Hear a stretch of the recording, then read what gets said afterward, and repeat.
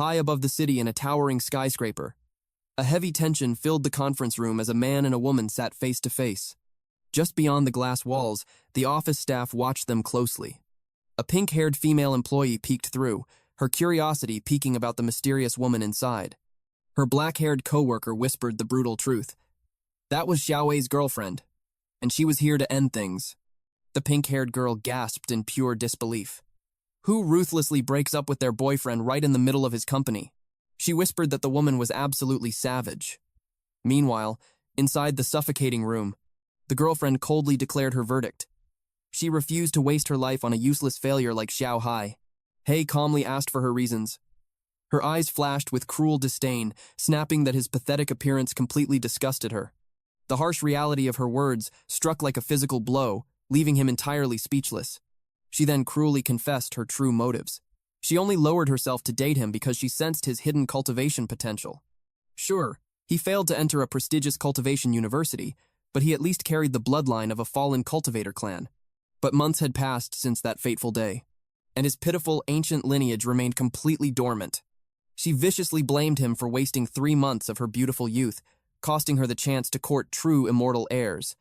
He felt an overwhelming weight crush his pride as her venomous words poured out, but he quietly fired back, reminding her that he had emptied his entire life savings just to shower her with spirit stones and rare spiritual energy jewels.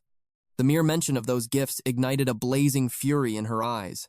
She spat that his so-called treasures were absolute trash, carrying an insignificant drop of weak spiritual energy.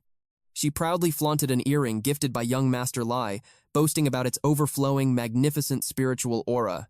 A true magical artifact, capable of dispelling evil forces, protecting the mortal body, and even enhancing one's natural beauty. Outside the room, the pink-haired female staff shattered the computer mouse in her hands. The sharp crack instantly drew the cruel ex-girlfriend's gaze. Unable to hold back, the pink-haired employee furiously yelled that she was crossing the line. Panicking, the black-haired coworker desperately tried to pull her back and calm the storm. She urgently reasoned that their team had not even reached their monthly key performance indicator yet, so there was no need to meddle in others' fate. Breaking the tension, He spoke up to clarify his previous words. The furious ex spun back to face him. His demand was simple but heavy. Hand back every single treasure he had given her. Pure wrath tore through her. She sprang from her chair, her entire body quaking with uncontainable fury. She unleashed a wicked curse, swearing he would remain a pathetic loser forever and meet a gruesome, miserable end. Then, she bolted toward the door. As she fled, He casually added that she could simply mail the artifacts back if carrying them was inconvenient. But she fiercely screamed over her shoulder. She would rather toss them into the river than ever return them to him. Completely unbothered, he simply asked for the exact name of the river. After all, letting such valuable spiritual resources wash away would be a true tragedy. The pink-haired employee stared in awe, suddenly finding this seemingly ordinary guy incredibly fascinating. Her black-haired friend snapped her out of it, warning that if she kept slacking off, the manager would manifest out of thin air. And as if on Kui, a looming presence materialized behind them, demanding an explanation. It was the cultivation department manager, Zhang Jian.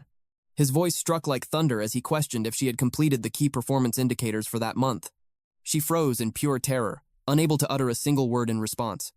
Manager Jian's sharp gaze then landed on He, who appeared to be sleeping. The pink-haired staff quickly covered for him, explaining the brutal breakup. She promised his spirit was just temporarily crushed, and he would bounce back soon. To her surprise, Jigen remained completely silent. Later that day, He sat quietly at the very edge of the rooftop. A voice broke the silence, asking if he had eaten his lunch. He glanced back to see it was Jikun. Noting his heavy aura, the manager asked if his mind was troubled, holding out a drink to help wash the sorrow away. He was completely puzzled by this gesture. The old man usually glared at him with dead, cold eyes. Yet out of nowhere, he was acting kind. After draining the can, He felt the sudden heavy rush of intoxication. He stumbled to his feet, throwing his arms wide open. He screamed into the night about his ex-girlfriend. She devoured his food, chugged all his drinks, and drained his entire wallet. She had even betrayed him. He roared for her to drop dead. The explosive scream brought him a fleeting sense of relief. He chuckled to himself, admitting he never expected his ice-cold manager to actually care so deeply for his subordinates. But then, A sudden wave of severe dizziness struck him. The horrifying realization hit him. The drink had been spiked. He stared at the metal can. In its reflection, he saw the manager's demonic smirk. Then, his world faded to black. Hours slipped away. His head throbbed with a crushing weight. As his eyes slowly fluttered open, he found himself bound in heavy chains at the very edge of a perilous cliff. A figure emerged from the shadows, noticing his consciousness. It was Jikon. Hay demanded to know if this was some twisted mistake. John stepped forward, ready to reveal his true motives. But Hay boldly cut him off. He mocked that he wasn't into twisted S&M. The insult struck a nerve, and John answered with a brutal punch. Seeing the defiant smirk still plastered on Hay's face, John ruthlessly forced him to look down into the abyss. He demanded Hay grasp the grim reality of his fate. Deep within the pitch-black pit, a massive pair of glowing eyes locked onto him. The shadows shifted, and a terrifying dragon emerged from the depths. John bowed low. He offered the bound mortal as a sacrifice to the mighty divine dragon lord. He proclaimed that even though this pathetic trash had yet to awaken his powers, his flesh still housed the profound spiritual root of an ancient, supreme lineage. This made him a far greater feast than the pitiful livestock they usually offered. Pleased with the offering, the divine dragon bestowed upon him the promised condensation pill. Jikian trembled with greedy excitement, eager to achieve his major breakthrough. He immediately departed to resume his relentless cultivation. The colossal beast turned to Hay. Its booming voice demanded his final words before facing his doom. Unfazed, Hay glared right back into its monstrous eyes. He bluntly told the divine dragon that its breath reeked. He mocked the ancient beast, suggesting it brush its filthy teeth before daring to eat him. The divine dragon erupted in absolute fury at such blinding insolence. It roared its majestic titles. It was the absolute lord of the clouds, the supreme master of the 9 heavens, the divine bearer of thunder and rain, and the unstoppable rider of the 4 seas. Furthermore, it had endured 3,000 years of silent cultivation in the dark abyss, and it had spent 80,000 years dominating the celestial realms. But slowly, the majestic beast fell silent.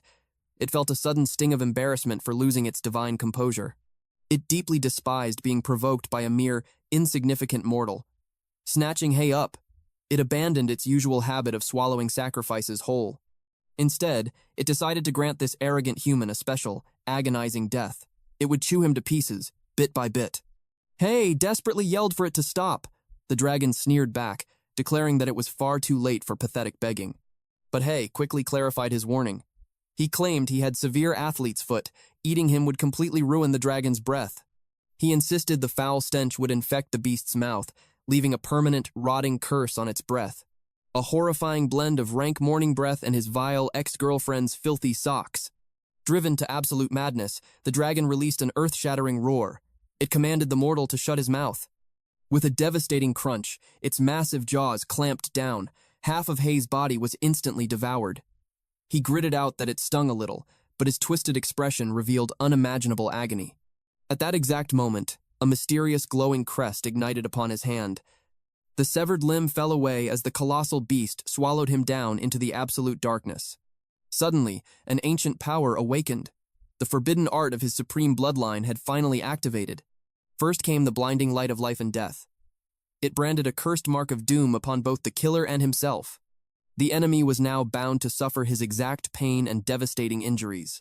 As long as his soul survived the curse, his physical body would endlessly revive. Then came the ultimate technique, the terrifying power of dual annihilation. Once this forbidden art was unleashed, both souls chained by the life and death curse would be utterly wiped out together. Unless top-level immortal magic intervened, neither party possessed any hope of revival. The deadly spell could never be blocked or externally shattered. Suddenly, a sharp voice snapped Hay back to reality. A furious teacher aggressively interrogated him about the absolute nonsense he was spouting. When his vision finally cleared, he found himself sitting in a normal classroom. He was ordered to recite the 7 arts of body refinement, yet he kept rambling about life and deadly curses. The baffled teacher assumed he had overdosed on body refinement medicine, causing severe mental hallucinations. The entire classroom erupted into mocking laughter at his expense. Meanwhile, deep inside the quiet faculty room, a female teacher questioned Professor Yin. They discussed the mysterious new transfer student he had unexpectedly accepted. She naturally assumed this boy possessed some extraordinary heaven-defying talent. Why else would a professor with such elite admission standards accept him? Yin simply smirked, claiming the boy had other unique skills. But the dark truth was entirely different. The corrupt professor had been heavily bribed with a massive sum. He figured the trashy student would fail the first monthly exam anyway, so taking the dirty money was an easy choice. Back in the room, the whole class deemed Hei completely useless. Their cruel, mocking laughter echoed endlessly. Yet, Hai remained completely unbothered. He calmly wondered what ultimate talent the heavens had bestowed upon him this time. Sitting quietly at his desk, Hei fell into deep thought. After being brutally slaughtered by the terrifying dragon, he had miraculously woken up in his own bed. Even better, his spiritual root, dormant for 20 long years, had finally awakened with surging power. The bitter, stinging words of his ex-girlfriend constantly echoed in his mind. He was the very last descendant of a ruined, declining cultivator family. Suddenly, a heavy boot violently slammed down onto his desk. The towering student glared down, trying to intimidate him with the classroom hierarchy. He demanded a weekly tribute. At least one bottle of body refinement pills, one full bottle of Peiyuan pills, and a single dose of Guban potion. The classmates watched eagerly, thrilled to see John Jabai brutally educating another helpless newbie. To them, this cruel bullying was just a highly entertaining show. Hai coldly questioned why he should ever hand over his precious resources. He also demanded to know why dirty boots were resting on his desk. Jabai arrogantly smirked. He claimed this entire domain was his territory, and he would step wherever he pleased. Besides, he always used the window as his personal exit. Only pathetic, crawling weaklings bothered with the stairs. Before leaving, the tyrant issued a chilling threat. If Hei failed to deliver the goods by the end of afternoon classes, he would personally tie him to the academy's front light pole and publicly humiliate him before everyone. Hei calmly watched the arrogant fool step onto the window ledge. A wicked thought flashed through his mind. Hei casually swiped at the bully's supporting leg. Jabai completely lost his balance and plummeted awkwardly face first. It was a truly magnificent and satisfying sight. The entire class rushed to the window, staring down in absolute wide-eyed shock. They could not believe the terrifying tyrant had face-planted so miserably on the hard ground. Yet, they knew he would not die, thanks to his mastery of the 100-fold refined steel technique. A mere fall like that was nothing against his monstrous physical defense. Secretly, a few disappointed classmates wished the fall had been fatal. If the tyrant died, they would effortlessly rank up in the class hierarchy. Jabai lay completely motionless in the dirt for several long minutes. When he finally stood up, his eyes burned with murderous rage. He roared at Hei not to dare leave, promising to completely shatter both of his legs. A green-haired classmate turned to Hei in sheer panic. He warned him that his life was over. Jabai was a notorious academy tyrant who had never lost a single fight. To make matters even worse, the bully belonged to a terrifyingly powerful and influential academic cultivation clan within the city, and his personal body refinement technique had already reached a truly insane, monstrous level. The trembling student revealed a dark, bloody secret. The last person who defied Jabai ended up dead, along with their completely ruined family. Running was useless. There was nowhere to hide. In a final act of pity, he offered a desperate tip. Avoid Guji Alley at all costs after classes ended. It was their favorite spot to ruthlessly ambush helpless victims. But fate was incredibly cruel, for that dangerous path was the absolute only route to Hei's home. As dusk settled, Hei spotted the weathered sign of Guji Alley. Waiting in the shadows nearby were 3 hostile figures. One lackey turned to their boss, Jabai, questioning if all 3 of them were truly needed to handle a mere transfer student. The second thug scoffed, bragging that their boss could crush such trash with a single hand. However, dirtying his own hands would be far beneath his status. Therefore, the lackeys would take care of the execution. Jabai smirked, assuming the little bastard was currently trembling in fear, desperately searching for a way to avoid this very alley. But escape was impossible, as his men guarded every possible route. The bald lackey offered a thumbs up, praising his boss for setting such a flawless trap. Suddenly, Hei stepped forward, casually asking who told them he planned to hide. The bald thug whipped around, watching Hei calmly stroll toward them. Astonishment washed over their faces as he willingly walked right into the jaws of death. They figured he realized escape was futile, simply choosing to accept his brutal end. Yet Jabai noticed the kid showed zero fear, and suspicion crept into the boss's mind. He wondered if this boy was one of those exceedingly rare fighters. The type who masks their true power, playing weak only to strike with lethal precision. Hey sneered, calling them pathetic cowards for lacking the guts to corner him at the school gates. Instead, they scurried to this desolate alley just to set an ambush. He sighed over the wasted effort it took to walk here, then dared them to attack. Enraged by the taunt, a lackey lunged, landing a vicious kick that sent Hay crashing into a wall and leaving a massive crater. The thugs were completely underwhelmed by his pathetic display of weakness. After such an arrogant entrance, Jabai realized he was overthinking, confirming the kid was nothing but a helpless rookie. Hay crumpled to the cold ground, his face drenched in blood. The attacker loomed over him, boasting that his strike carried the weight of the 5th level of body refinement. He claimed Hay's internal organs were completely ruptured, and his remaining minutes were numbered. Despite his shattered state, Hay spat blood and chuckled, claiming he felt absolutely nothing. He mocked the strike, refusing to acknowledge it as a true 5th refinement art. It was soft and pathetic, like a weakling who had completely drained his vitality hundreds of times alone in the dark. Blind fury consumed the thug, and he decided to end the boy's miserable life instantly. He aimed a lethal stomp straight for his head. But suddenly, blood painted the alleyway, leaving the attacker frozen in absolute shock. Jabai and the bald thug watched in sheer horror as a severed leg tumbled through the air.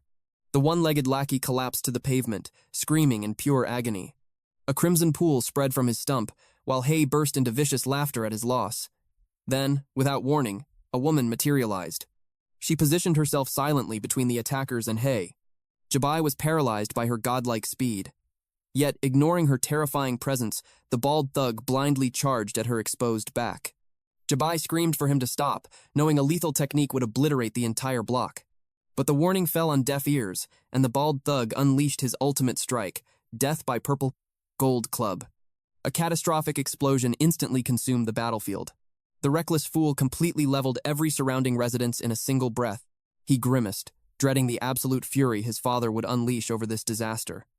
Eventually, the thick smoke and dust subsided. The bald attacker froze in pure terror, while Jabai's eyes widened, his jaw hitting the floor. The devastating club had struck the woman's head directly, yet she stood completely unscathed. Just moments before this absolute chaos, far away on a serene floating island beneath an ancient tree, the silver-haired woman and a pristine white crane were deeply focused on a game of Chinese checkers. The white crane gazed at the woman, known as Lord Divine Dragon, asking why she continuously chose to walk in a human form. Divine Dragon refused to bow to the broken rules of the Immortal Palace. She questioned why immortals insisted on constantly manifesting in their original forms. Otherwise, they would end up exactly like the crane beside her, trapped with a human body and a bird's head. Startled, the crane flinched.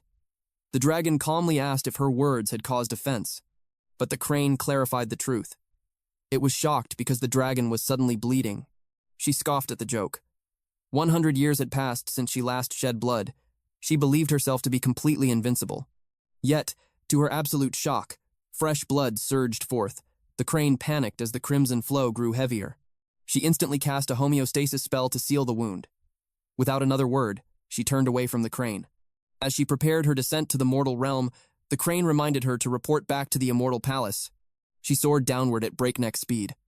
Suddenly, a strange mark burned into the back of her hand, and upon instantly scanning the seal using her divine sense, the horrifying truth struck her. It was a vicious death curse, completely immune even to her overwhelming power. She realized this life-binding curse was anchored to someone in the human world. She had to hunt down that wretched bastard. Down in a shadowy alley, a shimmering, rectangular barrier suddenly materialized. Glowing runes stretched across its walls, completely sealing off the narrow space. Jabai watched in absolute awe. She had taken a direct hit from a quasi-condensation realm attack without even flinching. At the exact fraction of a second, the strike connected. She had manifested a perfect defensive barrier, leaving the surrounding buildings completely unscathed. He instantly realized the terrifying truth. Her cultivation level was leagues above his own. Divine Dragon looked down in utter disdain. She had not fought low-level cultivators in so long that she had forgotten their pathetic weakness. She even noted that Jabai was far weaker than she had been on her very first day of training. Panic consumed Jabai. He screamed at his bald subordinate to quickly run away from her. But before the bald man could take a single step, his body violently exploded into pieces. Jabai froze in pure horror. His trembling legs finally gave out, sending him crashing helplessly to the cold ground. He gasped in sheer disbelief. He had not even seen her launch an attack. Terror gripped his soul as she slowly approached, Paralyzed and completely defenseless, he knew his death was inevitable. Suddenly, an unseen force lifted Hei straight into the air. She stared coldly, openly surprised to see the prey she had previously eaten brought back to life. Hearing those words, Hei finally recognized the mighty dragon. She ordered him to instantly lift the curse, or face total annihilation. Trembling in her grasp, he confessed he had absolutely no idea how to break the seal. Enraged by his useless answer, she mercilessly slammed his body into the unforgiving earth. The sheer, overwhelming force of her wrath violently shattered the solid ground beneath him. She fiercely demanded he lift the curse. Trembling nearby, Jabai realized just how terrifyingly ruthless she was, mercilessly attacking even her supposed allies. But without warning, she violently coughed up blood, staining the shattered earth in crimson. A grim realization washed over her. The harder she beat him, the more her own body suffered. This brutal method was entirely useless. Continuing this cycle would only trap them in a meaningless loop of shared pain. She decided to retreat first and search for a proper way to break the curse. But Hei weakly called out, demanding she halt. She turned, watching in silent shock as his battered body miraculously came back to life once again. Internally, she cursed the absolute shamelessness of this foul magic. Hei then reminded her how she had ruthlessly devoured him like a worthless snack. Now, he demanded proper compensation for his suffering. No one had ever dared to speak such words to her before. Eyes narrowing, she asked what he desired. Without hesitation, he declared his wish to become an immortal. Supreme annoyance flashed across her face. She coldly asked what he could possibly do if she refused. Looking straight into her eyes, he delivered a chilling threat. If she dared to deny his request, he would throw himself into a pool of sulfuric acid. He would die repeatedly in agonizing pain, forcing her to endlessly bleed out alongside him. A legendary, blazing fury erupted within her soul. This insignificant mortal had actually dared to blackmail her. She considered freezing him solid and locking him away, buying herself time to shatter the curse. After all, she possessed infinite time. But he was already prepared for such a threat. He boldly dared her to try. His arrogance ignited her fury. A dark shadow expanded beneath her feet, erupting into vicious crimson flames. Suppressing her rage, she tossed a book his way. She warned him that achieving instant immortality was purely impossible. It was a foundational cultivation manual, designed to guide his training step by step. She mocked that it perfectly suited a talentless fool like him. While it could never guarantee absolute immortality, it would at least secure his spot in a prestigious university. From then on, he would never have to worry about basic survival. The manual's cover read, Advanced Payment of Skills.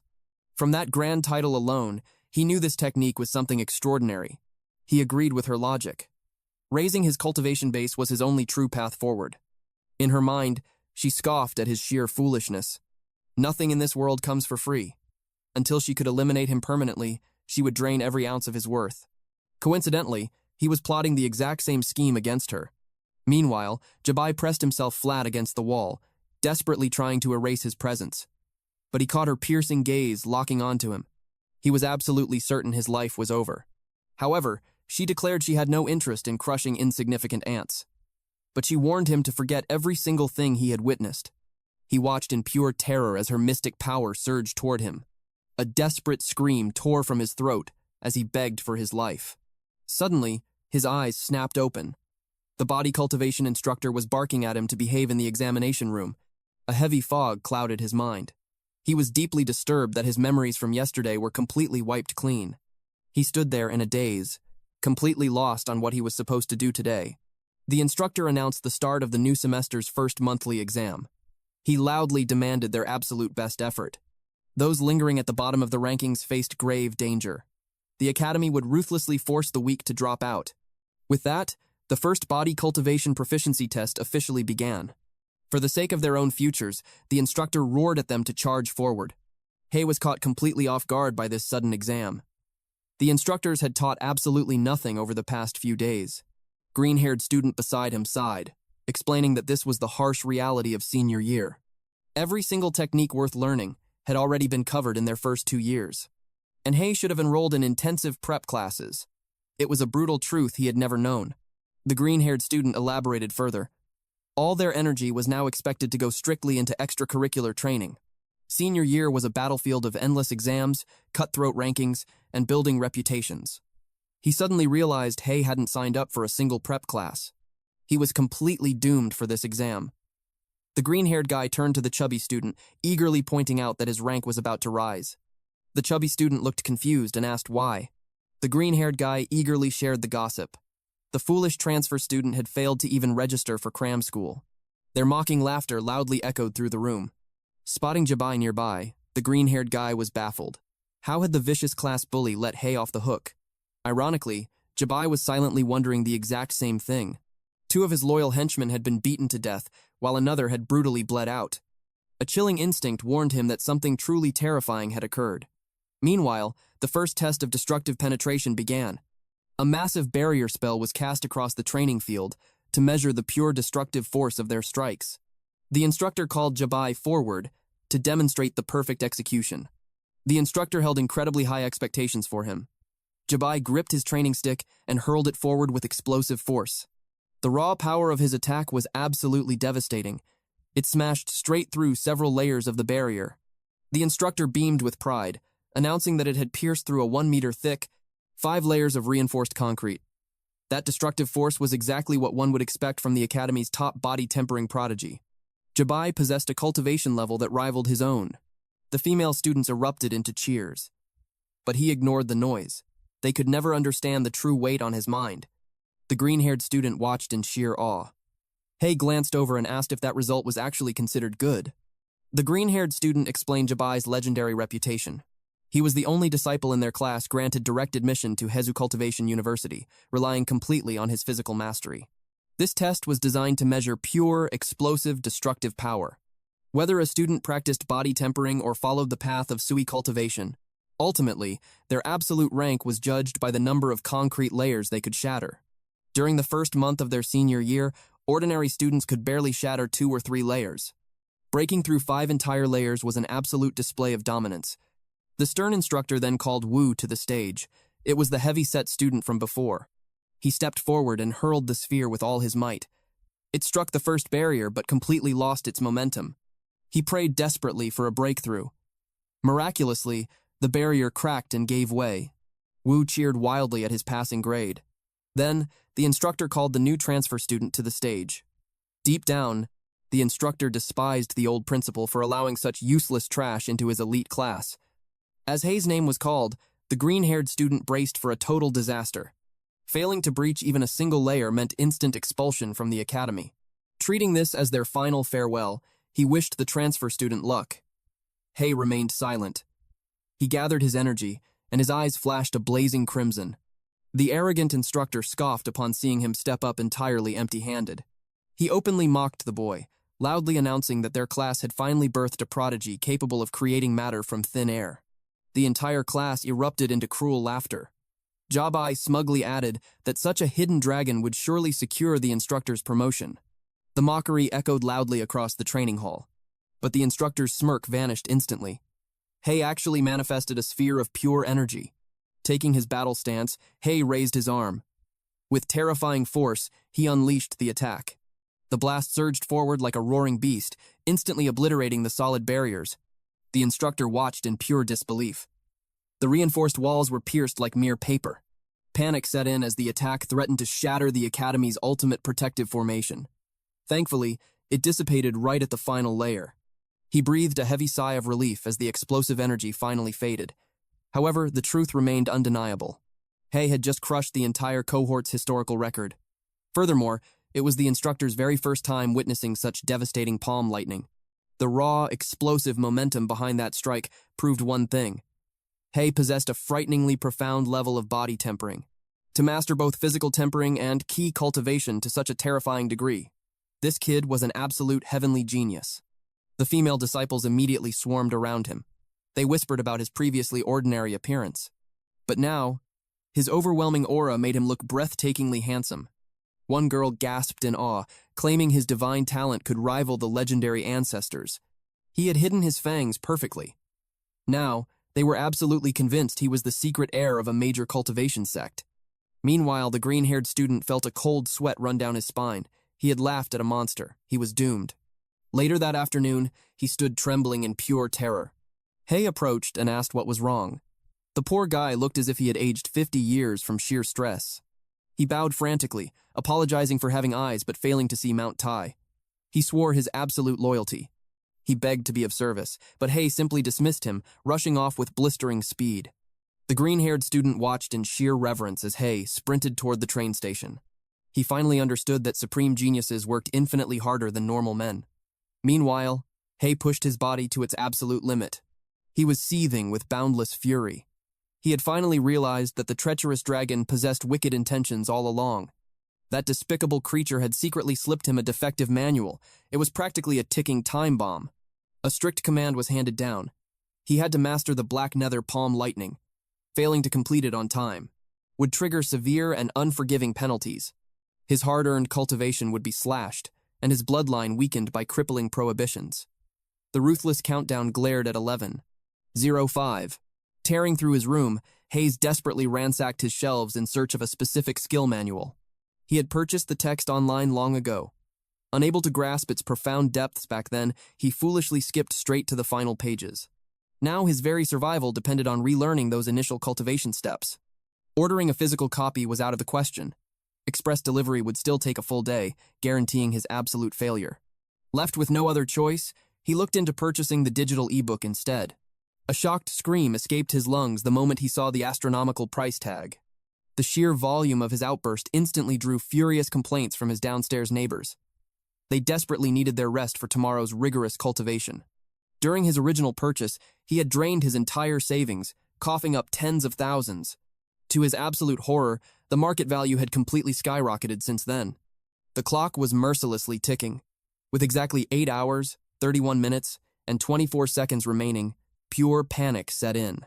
If he hesitated to buy it right this second, sacrificing the entire night still would not be enough to complete his training. Yet, his financial situation was already bleeding dry from endless expenses. Especially the crushing 50,000 he had previously surrendered to the old principal.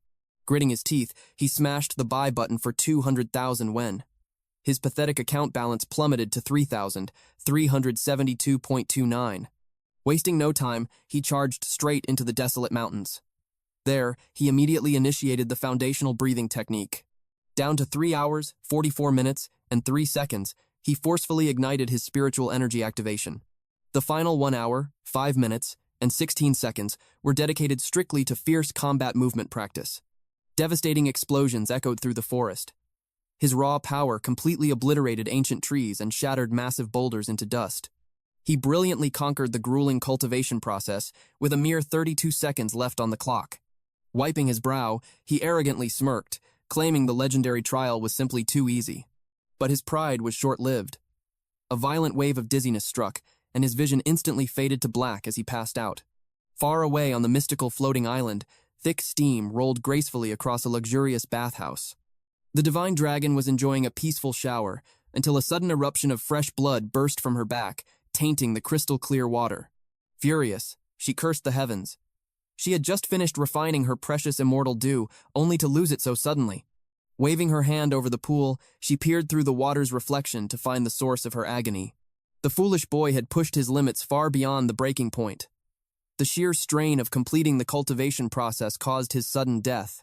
Absolutely useless, she spat with utter disappointment. She had planted only the mildest restriction within his breakthrough process, yet that tiny fraction of pressure was enough to completely annihilate him. Sighing in defeat, she had no choice but to expend her energy to heal him. Flashback to exactly 1 week ago. On the very first day of senior year, G proudly secured a spot in the top 10 for the brutal class placement test. The highly anticipated results were finally displayed for everyone to see on the grand bulletin board. Brimming with arrogance, G loudly boasted to the crowd. He had crushed his way into the elite class's top 10 using raw body tempering alone. This overwhelming success fueled his massive ego, causing him to look down upon even the highest-ranking geniuses. Suddenly, a girl's piercing scream shattered his gloating, nearly making him jump out of his skin. She pointed wildly, shocked that Fatty was no longer dead last. Instead, sitting pathetically, at the absolute bottom of the barrel, was the name Hai. The completely unfamiliar name confirmed he was a new transfer student. Smirking with malice, Jabai practically drooled at the chance to show this fresh meat the Academy's brutal pecking order. Snapping back to the present day, Jabai's eyes widened in sheer disbelief. Hay had miraculously skyrocketed 10 full ranks since the last individual assessment, claiming the 33rd spot. Before Jabai could process the shock, one of his loyal lackeys called out. The next brutal trial was about to begin, inside the sprawling academy gym. On the combat floor, a terrified student stood frozen in absolute fear. In a flash, a devastating palm strike smashed into his face, spraying blood across the mat. The terrifying force of the impact launched him backward, sending him crashing to the ground with a sickening snap of his neck. Panic erupted. The frantic instructor roared for the medic, desperately ordering an immediate rush to the infirmary. There was only one hope left to save the kid: the legendary miracle hands of Dr. Song. Hay turned to the green-haired student beside him and asked, "What exactly is this trial?" The student explained that it measures palm strength and physical endurance. And compared to the previous penetration test, this specific trial was practically made for Jabai. He possessed the proud, iron-tempered steel technique, an absolute defense that supposedly no one in their grade could shatter. Jabai stepped up to face Xiao Yikai, the student with the most devastating palm strikes of the year. Jabai craved absolute dominance. Meanwhile, Yikai was dead set on making him bleed for his arrogance. Yikai unleashed his forged steel palm. The explosive impact instantly swallowed them in a massive cloud of dust. From within the smoke, Yikai coldly declared that the iron-tempered steel technique was nothing but a joke. But his triumph was short-lived. As the dust cleared, Jabai stood completely unharmed. Jabai sneered at the pathetic attack. With one ruthless strike, Yikai collapsed to the ground. The instructor immediately ordered medics to carry him away. Next, he called out a student named Wu. But Jabai interrupted, aggressively demanding to fight Hay instead. Meanwhile, Hay was completely baffled by the mention of open source and patented cultivation methods. His classmate explained that all martial arts in this world fell into those two distinct categories. It was basic common sense. He stared at Hay, wondering where he had even studied for 10th and 11th grade. Hay simply replied that he attended Municipal No. 3 High School. The classmate sighed in realization. No wonder he lacked the basics. That was a perfectly normal, non-immortal school. The green-haired student patiently explained to him that open-source methods were completely free to the public, allowing absolutely anyone to practice them. However, patented techniques were strictly registered with the Immortal Cultivation Patent Bureau. Therefore, only the true patent holders or officially authorized cultivators could legally wield their power. If an unauthorized rogue dared to steal these secrets, they would face brutal legal consequences or absolute extermination. Just like the clash they witnessed moments ago. The forged steel palm was open source, while the 100 refined steel was a highly restricted patent. Ordinary cultivators simply lacked the power to shatter through patented defenses. These restricted arts possessed terrifyingly high thresholds and demanded immense talent to master. Down on the ruined arena, the instructor cast basic maintenance spells to restore the ground. Then he commanded Hay to step forward. Hay and Jabai locked eyes in the center of the court. Jabai felt his own heart pounding with intense anxiety. He could not grasp this paralyzing fear. After all, he had only lost to Hay in a single minor trial. But if he crushed him right here and now, his absolute superiority would be proven once and for all. In a calm voice, Hay casually proposed that they simply strike each other simultaneously. The sheer disrespect enraged Jabai. He roared at Hay to drop his arrogant attitude. Instantly, Hay initiated the forged steel palm. Jabai scoffed at the pathetic attempt to use an open-source move against him. He immediately activated his 100 refined steel. The instructor narrowed his eyes, watching the collision with absolute focus. Both palms slammed brutally into each other's faces. But the unimaginable happened. Jabai was violently blasted away. He smashed into the arena wall with terrifying force, leaving a deep, human-shaped crater in the solid stone. The entire crowd suffocated in dead silence. Even the seasoned instructor froze in absolute disbelief. He clearly saw Hay open his attack with the basic, open-source forged steel palm. But in the exact fraction of a second it connected, Hay ruthlessly layered it with the 100 refined steel. The Zhang family's legendary patent was notoriously difficult, requiring a terrifyingly high cultivation threshold to even attempt. A chilling thought crossed the instructor's mind. Was this kid completely fearless of the deadly catastrophe that comes from stealing a patented art? Breaking the heavy silence, Hay casually turned to the teacher. He suggested calling the medics immediately, since Jabai was firmly wedged into the wall and could not peel himself out. Hay blinked in genuine confusion, as the completely paralyzed teacher failed to utter a single word. As he turned around, the teacher cowered like an obedient hound. The instructor then asked which master he had trained under. He motioned for the man to step closer. Then, he whispered that it was the Dragon Lord. Jabai woke up in the infirmary. Rage boiled inside him toward that bastard. A voice beside him remarked that the bastard looked familiar. It was Xian. He took a closer look at Hei's picture, stating he looked like someone from his past. She asked if they were acquainted. Xian hinted that he did. Yet, deep down, he reasoned that Hai could not possibly have survived. This made him wonder if the Dragon Lord had actually shown mercy. He knew their next examination would focus on chemistry. He asked Jabai which topic they would cover. Jabai replied that it would be poison crafting and toxin testing. With a devilish grin forming on his face, Jian declared they would have some fun at a car junkyard. Jabai practiced his forged steel palm training to completion. He informed the boss that all the scrapped cars had been completely crushed. Afterward, the boss praised his excellent work and transferred the payment directly to his account. The boss had deliberately avoided buying a scrap car crusher just to save money. Because of this, he had the perfect opportunity to earn cash while cultivating. The system instructed him to complete his 100 refined steel training soon. He had delivered 2,020 strikes, yet he still needed to receive 20 hits. He wondered who he could fight that night to absorb those blows. Out of nowhere, a figure appeared and asked if he was Hei. He calmly replied that he was not. He claimed it was a case of mistaken identity, stating his name was Yin Jian. At that exact moment, the teacher from his earlier class let out a sudden sneeze. The teacher found it strange to catch a cold while simply preparing a slideshow. The stranger yelled at him to drop the act, certain of his identity. Young Master Zhang had sent him to teach the boy a lesson. This man was Zhang Xiwan, an expert at the 9th tier of the spiritual attraction realm. Hei casually approached, telling the man that he should have mentioned this earlier. He had only denied his identity because he expected a debt collector. Now, he was fully up for the challenge. Jixuan found his lack of fear strange, especially since his own cultivation was vastly superior. Through spiritual perception, the boy seemed to have barely entered the spiritual attraction realm. This led him to suspect that the kid might be hiding his true cultivation level. Without a second thought, he launched a brutal punch, sending his opponent flying to the opposite side. He charged forward again. He assumed Hei was merely bluffing earlier, having fallen to a single punch. But just as he prepared to land his attack, he was caught entirely off guard. Hei glared right back at him, daring the man to put more power into his strikes. The forest erupted as their clash intensified. Hei took another heavy blow, immediately followed by a ruthless kick. Even as he crashed face first into the dirt, a faint smile remained on his face. This left Zixin completely confused. He was taking a severe beating, and his aura was fading rapidly. Yet, that unsettling expression never left his face. Eventually, he decided to end the battle with an instant kill technique. Third sequence. A devastating blow struck Hei directly in the torso.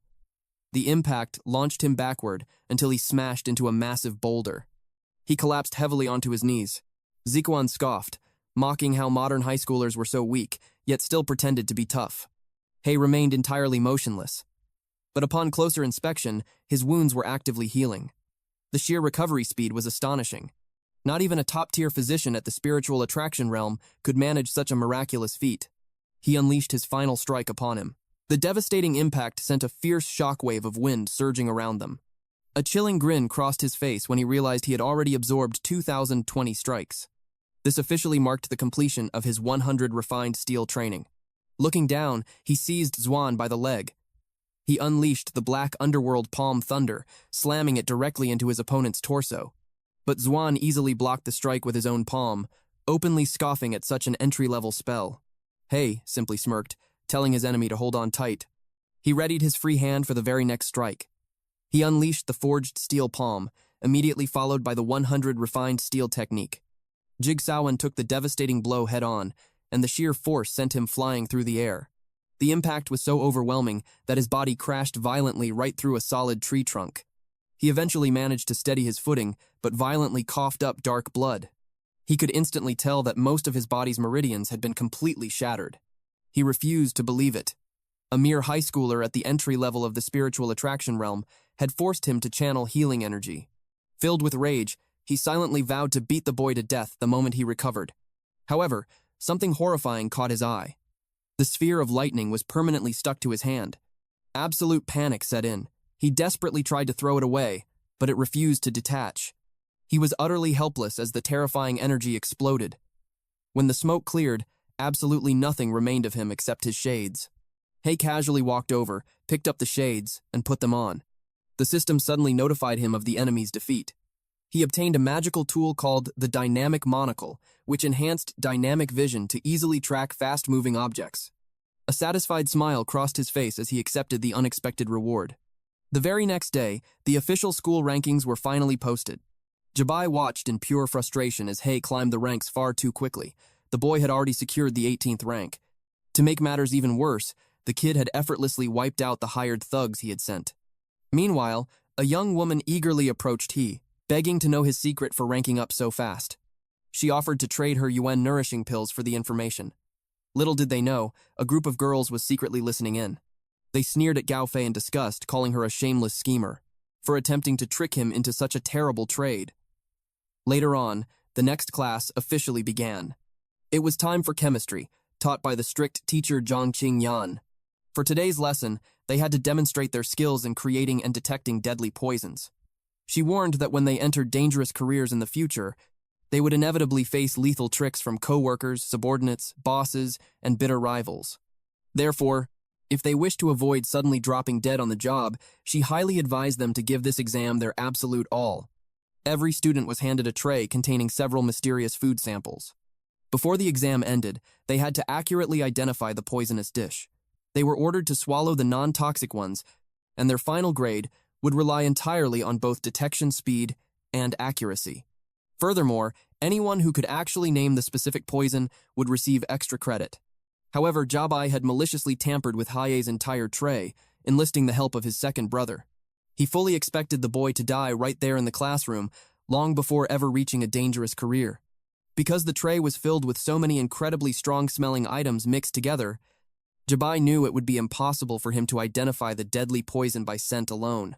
The tray contained hutunia dumplings, stinky tofu, raw durian, and fermented bean juice. If Hay planned to identify the hidden poison through any other means, he would miserably fail, as the toxin was heavily disguised. Jabai placed absolute faith in his family's master of poison, and he was supremely confident that not even the chemistry teacher herself could detect it. Across the room, the green-haired student sighed in relief, grateful to be tested in a field where he held the advantage. He immediately began sniffing his samples, while Fatty carefully dropped a testing chemical onto his food. Nearby, another girl skillfully channeled lightning to detect the poison in her dish. Teacher Chingan watched her closely. Her excellence in poison detection was truly impressive. She approached Hay. While the others demonstrated their skills, he just sat there doing absolutely nothing. Jabai overheard this. He sneered to himself in secret. Hay had no choice but to sit frozen. He had no clue what to pick. And no matter what he ate, death was his only destiny. Without warning, Hay reached for the food on the floating island. Far away, the divine dragon was quietly fishing. But her mind wandered. Ever since ascending to godhood, existence had become utterly dull. Fishing was her only remaining pastime. As she lounged in peace, blood suddenly dripped from her eyes and nose. 5 minutes earlier, Hay had swallowed every single dish on his tray. Teacher Chingan stared in absolute disbelief. She demanded to know if he had lost his mind. A stunt like that could kill him instantly. Thankfully, she had anticipated fools like him. She had strictly controlled the poison dosage. She assured him the dose was not lethal. However, he needed to brace himself for severe diarrhea. Jabai smirked darkly. The teacher's words were nothing but wishful thinking. He had laced every single item with poison. It was potent enough to kill a man 5 times over. Hay's face drained of color. Blood poured from his eyes, ears, nose, and mouth before he collapsed to the ground. Teacher Chingan checked his pulse. With a heavy sigh, she pronounced him dead. Panic rippled through the room. One student feared the academy would end up in the breaking news. Another student scoffed. That would never happen. After all, he was not a top scholar, nor did he belong to a major sect. In this brutal world, seniors dying during exams was completely normal. The rank 19 student grinned. With Hay gone, climbing the ladder just got easier. Teacher Chingan worried about her upcoming promotion evaluation.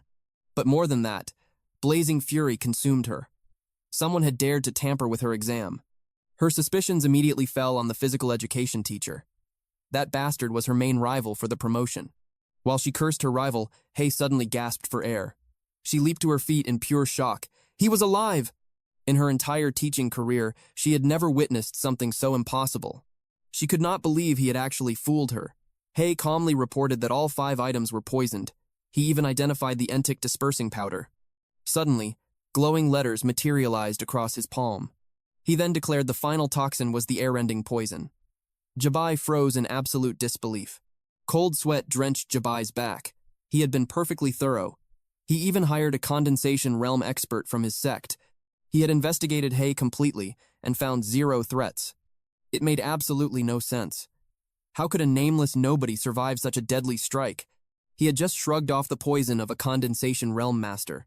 Later that day, deep inside the laboratory, Teacher Qingyan carefully inspected a petri dish. She channeled her powerful aura around the mysterious fluid.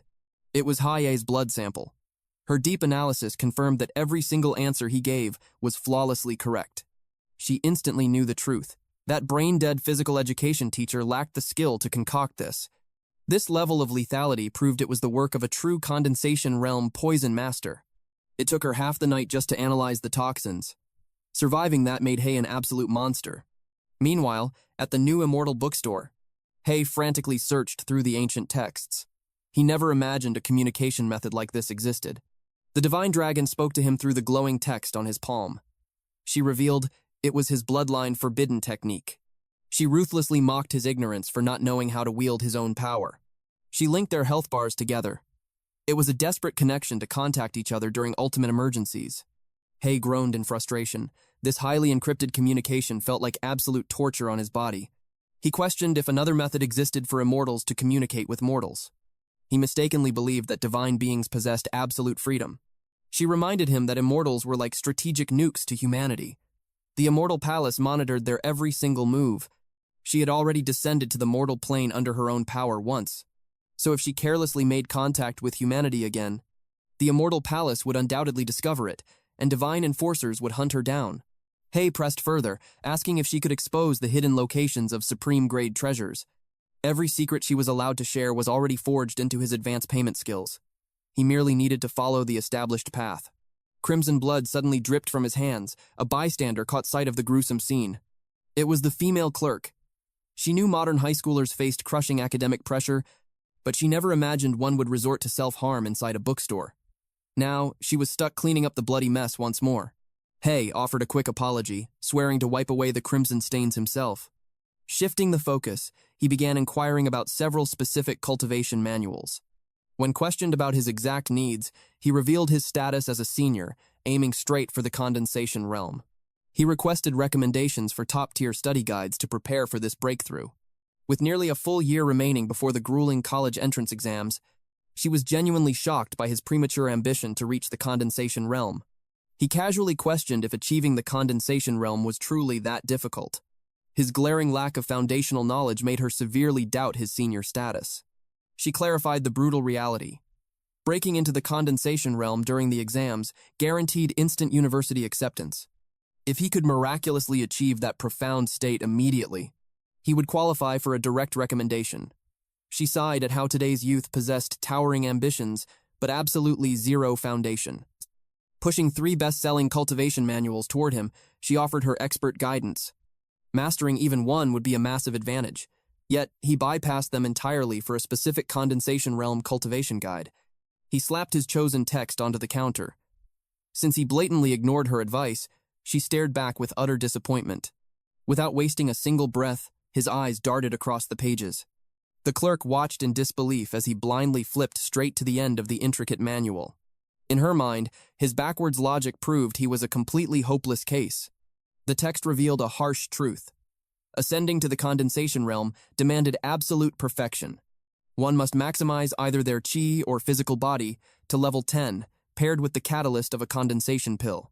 The awakening process could trigger a violent spiritual energy rampage, threatening catastrophic internal injuries. Therefore, hoarding supreme-grade healing elixirs and foundation-stabilizing medicines was an absolute necessity. The path was insanely expensive and fraught with mortal peril. One wrong step meant absolute death. Analyzing the risks, he finalized his strategy. He simply needed to secure a condensation pill from the Zhang's estate. Suddenly, Furious screams shattered the silence. Jabai ruthlessly berated his condensation realm poison master for failing to assassinate a mere high school senior. Trembling, the assassin pleaded for forgiveness, desperately claiming an unforeseen variable ruined the mission. He groveled for a second chance, swearing on his life that the boy would face a gruesome end. Anxiety gnawed at Jabai after discovering Haye had skyrocketed to 10th place in his class. He refused to let this lingering thorn in his side succeed. With a dark glare, he granted the assassin exactly 1 more week. If Haye survived past that deadline, the poison master's head would roll. Suddenly, a deafening crash from the roof shattered the tense atmosphere. In a spectacular breach, Haye shattered the ceiling with a devastating sword strike. Just moments before this epic confrontation, the security at the Zhang residence was completely locked down. A vigilant guard stationed on the 2nd floor watched in horror as his comrade suddenly collapsed dead. Panic seizing his heart, he desperately grabbed his radio to broadcast a terrifying intruder alert. But before the words left his mouth, a devastating strike silenced him. In a flash, Haye vaulted to the 2nd floor balcony. The roof guards were instantly taken down. Suddenly, he heard Jabai's voice echoing, declaring the exact time of his execution. Focusing raw power into his hand, he shattered the ground beneath him, creating a hole to plummet down 2 full floors, landing directly in the domain where Jabai stood. He drew his blade and drove it straight into his enemy's shoulder. This arrogant bully had no idea he had provoked a true monster. Imagine daring to mess with the quiet new student. The terrifying reality finally set in. He had nearly lost his life, realizing the fatal blow missed his heart by mere inches. Yet, the stubborn villain refused to yield. Desperate, Jabai unleashed a ferocious palm technique to force his attacker back. Reacting instantly, Haye ripped out his sword and met the devastating palm strike head-on. The sheer impact launched Ji crashing through several solid walls, leaving a massive crater in the final one. Suddenly, a barrage of deadly needles rained down on Haye. His blade danced like lightning to deflect the ambush, though the sudden attack briefly broke his rhythm. From the shadows, an assassin lunged forward, wielding a highly unusual weapon. It was a lethal staff, crowned with a metallic end that snapped open and shut like a deadly flower. He deflected the heavy blow using his sword, but the assailant triggered a hidden button, releasing a concealed blade shooting straight toward his eye. With godlike reflexes, he shifted sideways, allowing the fatal steel to merely scratch his cheek. His ultimate surprise attack foiled, the assassin was forced to hastily retreat. The shadowy figure finally recognized the intruder. It was the very high school student who had miraculously survived his deadly poison. He had been hunting for this boy, yet the prey had boldly marched right into his path. He sneered, revealing that the venom needle from earlier was no ordinary threat. Brewed from a forbidden ancestral recipe, its toxicity existed in a completely different league. It guaranteed sudden death for the brat. Yet, as blood trickled from Haye's cheek, his chilling glare sent an unsettling shiver down the poison master's spine. In the blink of an eye, Haye vanished. Moving like a phantom, he charged straight at Jabai, his sword locked onto his target. He thrust his blade forward, but Jabai narrowly evaded. Just as he followed up with a sweeping slash, his instincts screamed danger. A swarm of toxic needles cut through the air, launched relentlessly by the poison master. The assassin was deeply offended. How dare Haye completely ignore his commanding presence? Furthermore, it defied all logic. With the sheer potency of his poison, the kid should have already perished, yet he stood unbothered. Haye abruptly crushed an item in his grip. Seeing the shift in battle, the man ordered Jabai to flee, promising to cover him with a massive curtain of needles. Unfazed, Haye calmly watched as Jabai dove through the shattered window to escape. Against all odds, Jabai had slipped from the jaws of death. Now, the poison master prepared to demonstrate the true terror of the condensation realm. The embedded needles suddenly erupted, spewing a thick green mist. Caught in the deadly cloud, Haye violently began to cough. He immediately realized this overwhelming poison fog was leagues more intense than the previous toxic-laden needles. The sickening hue of corruption spread violently across his skin, and his lifeless body suddenly dropped dead to the floor. A maniacal laugh erupted from the victorious poison master. He relentlessly mocked the boy for believing he was immune to every poison, proving he ultimately couldn't withstand his final finishing move. But then, absolute shock paralyzed him. A nearby statue was cleanly sliced in half, and Haye's eyes snapped wide open. Gripping his blade, he delivered a devastating slash across the poison master. In that split second, the assassin realized he had made a fatal mistake. Apparently, Ever since Divine Dragon cast her mystical clay avatar technique to divert incoming damage, she no longer suffered the bloody consequences every time chaos erupted. However, two avatars had been instantly shattered right off the bat. This glaring warning signaled her that Hei had run into something incredibly tricky. She rushed over to investigate the chaos, arriving just in time to witness him slashing his enemy. As his vision faded, the Poison Master was consumed by total disbelief. How could a powerful realm cultivator like himself actually fall to someone from the mere spiritual attraction realm? But his questions would never be answered, as a massive pool of his own blood completely sealed his fate. Hei checked the body. The pulse was completely gone. He stripped the corpse of its valuables. Even useless junk could be pawned for cash. Meanwhile, Jabai stumbled down a mountain road, gasping for air. His lungs burned from his desperate escape. He had left his phone behind. Panicking, he flagged down a passing car just to borrow a phone and call for backup. Boiling fury consumed him toward that mere transfer student. How dare that trash seek revenge against the mighty Jiang family? He swore to assemble their greatest assassins, slaughter the boy, and wipe out his entire bloodline. Suddenly, a chilling voice echoed. Hei stepped from the shadows, asking who exactly he planned to kill. Hei struck forward with his sword, but the target narrowly dodged. Jabai instantly activated the 100 refined steel technique to harden his physical body. The blade slashed Jabai's arm. Blood spilled as he scrambled backward to create distance. But before he could even steady his stance, an explosive orb slammed into his face. The violent blast sent him plummeting off the cliff. He smashed into the ground below with a bone-shattering thud. Hei descended from the shadows to finish the job. Paralyzed and broken, Jabai desperately tried to use the Jiang family name to instill fear. But Hei remained completely unfazed. With one swift strike, he severed the head from its body. Hei muttered a cold truth. If the Dragon King had not absorbed all the damage earlier, Jabai would have died several times over. He scoffed at the pathetic sight. Even on the brink of death, Ji still relied on his family background as a pathetic shield.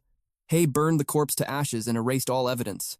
But even with the traces completely gone, he fully expected the Jiang family to link the death to him, proof or no proof. After all, he was still using the Jiang family's patented martial technique. A brutal clash with them in the future was now completely unavoidable. Still, a grim satisfaction filled him. His vengeance had finally borne fruit. Despite his hasty retreat earlier, he had managed to secure some incredibly valuable loot. He had obtained 3 extremely rare condensation pills. He knew Jabai's brother had to offer heavy sacrifices to the Dragon King just to acquire a single pill. This revealed the incredibly complex power dynamics among the major sect disciples.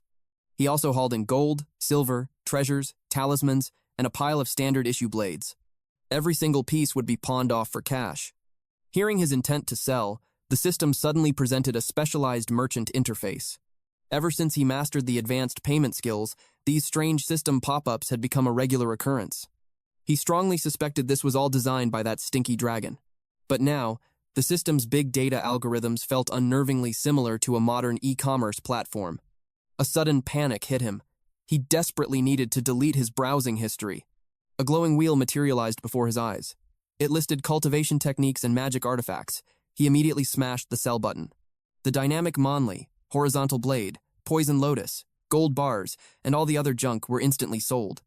His account balance surged, crediting him with 154,178 won. Suddenly the system interface flashed brightly. The heaven-opening blade appeared in the shop for 1 million won. He glared at the screen, furious that his entire mountain of loot sold for just 1.05 million, while the system demanded a staggering 1 million for a single premium weapon. He had seen similar artifacts in the outside world selling for far less. This was absolute daylight robbery. It was not a matter of money. The blade simply was not worth the outrageous price. He turned his attention to other items. He spotted a pair of pocket pants for 50,000. These durable, tear-resistant pants featured spatial bags in both side pockets, capable of holding countless items. This gear would be incredibly useful for his journey. He spent 100,000 yuan, leaving him with a remaining balance of 954,718 yuan. His gaze shifted to the premium catalog. He examined an elite item called Boiling Blood, priced at a staggering 600,000 yuan. A dangerous gamble. The more lifeblood the user sheds, the more devastating their attacks become. Next was the Swift Eye Contact Lens, a tactical artifact costing 50,000 yuan. It boosted dynamic vision by 50%, allowing the user to track hyper-fast movements with ease. He also found the anti-impact shirt, a defensive layer listed at 100,000 yuan. The fabric boasted higher durability than his own flesh.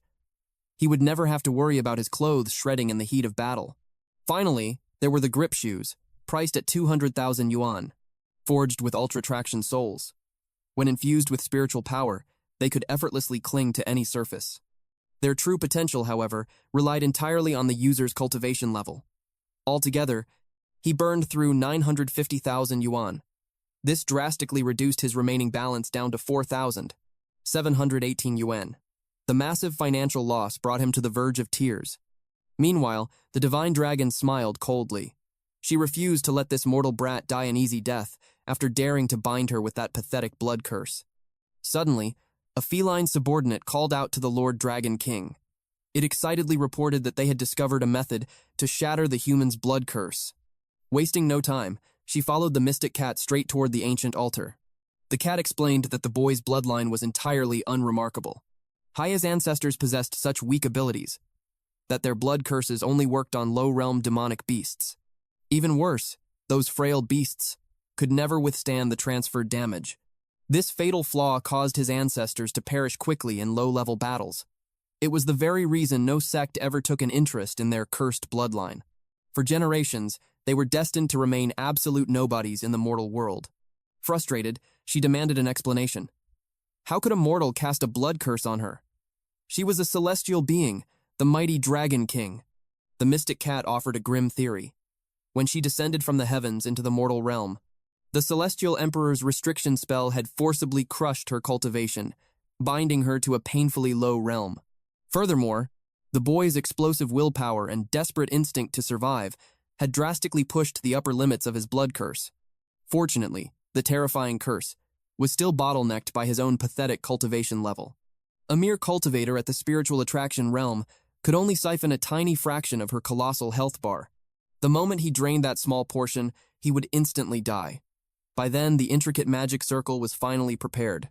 The feline attendant respectfully urged her to step directly into the core of the glowing formation.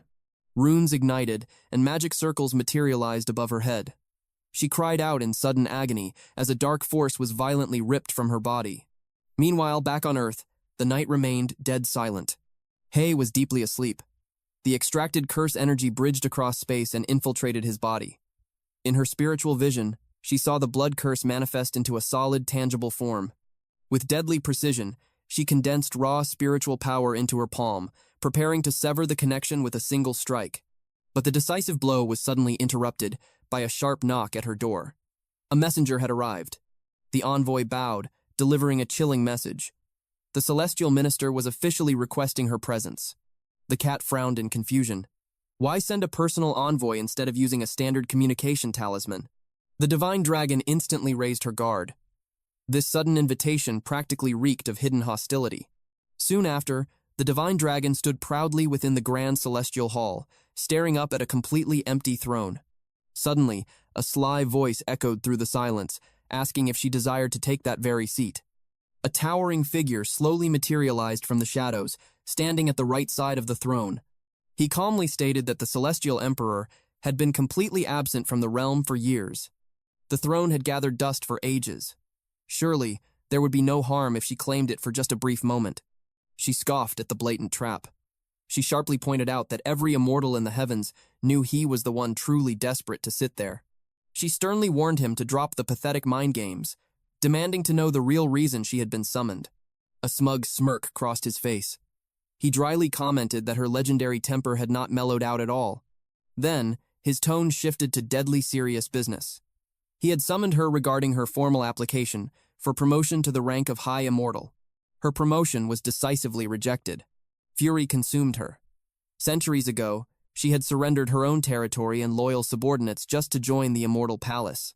She only agreed because he promised her a promotion. She was supposed to become a High Immortal after 100 years. He quickly made excuses, claiming that the situation had drastically changed. Countless minor immortals were now desperately applying for the exact same promotion. If they approved her advancement based purely on an ancient promise, the other immortals would fiercely object. He casually suggested she accumulate more merit and raise her cultivation level first. but she vanished into thin air before he could even finish his sentence. Back at her domain, her feline companion was shocked by her sudden return. She tore through the sky at a terrifying speed. Murderous rage radiated from her cold expression. The cat instantly knew a disaster was coming. She plummeted toward the cliffside. Her violent landing triggered a massive explosion. Devastating shockwaves rippled through the entire forest. The blast sent the cat crashing headfirst into a solid rock. It nervously asked if she was all right. Lying amidst the shattered rocks, she sarcastically claimed she felt perfectly fine, except for feeling heavily restricted. The cat stared in pure disbelief. How could she feel restricted when she had just obliterated an entire mountain? Her patience had officially run out. It was time to push her little pawn to the absolute limit. Meanwhile, deep within the human realm forest, Hay was relentlessly training. Nearby, a grumpy bird fumed over its interrupted sleep. After countless hours, the system chimed with a notification. His spirit-attracting breathing technique had finally reached completion. His foundation was now forged in iron. He was perfectly primed to break through into the condensation realm. With his preparations complete, he initiated the advanced payment protocol for the condensation realm. Every requirement was securely in place, leaving only the essential follow-up cultivation to be handled. He forcefully activated the condensation realm advancement. Explosive energy instantly surged through his entire body. A concentrated pillar of raw power erupted straight into the heavens. Blinding dust and thick smoke engulfed the clearing. As the chaotic storm finally settled, his eyes burned with a menacing crimson glow. Thanks to this prepaid condensation realm advancement, his physical strength, raw mana, and maximum health points skyrocketed to terrifying new heights. His divine sense underwent a massive evolution, expanding his perception immensely. His martial comprehension deepened profoundly. Furthermore, he unlocked exclusive techniques, rare artifacts, and premium items bound to the condensation realm. The system immediately presented his repayment conditions for the condensation realm.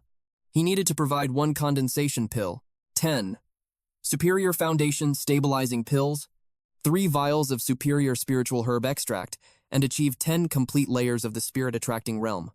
He chuckled in surprise. He already possessed all the required materials.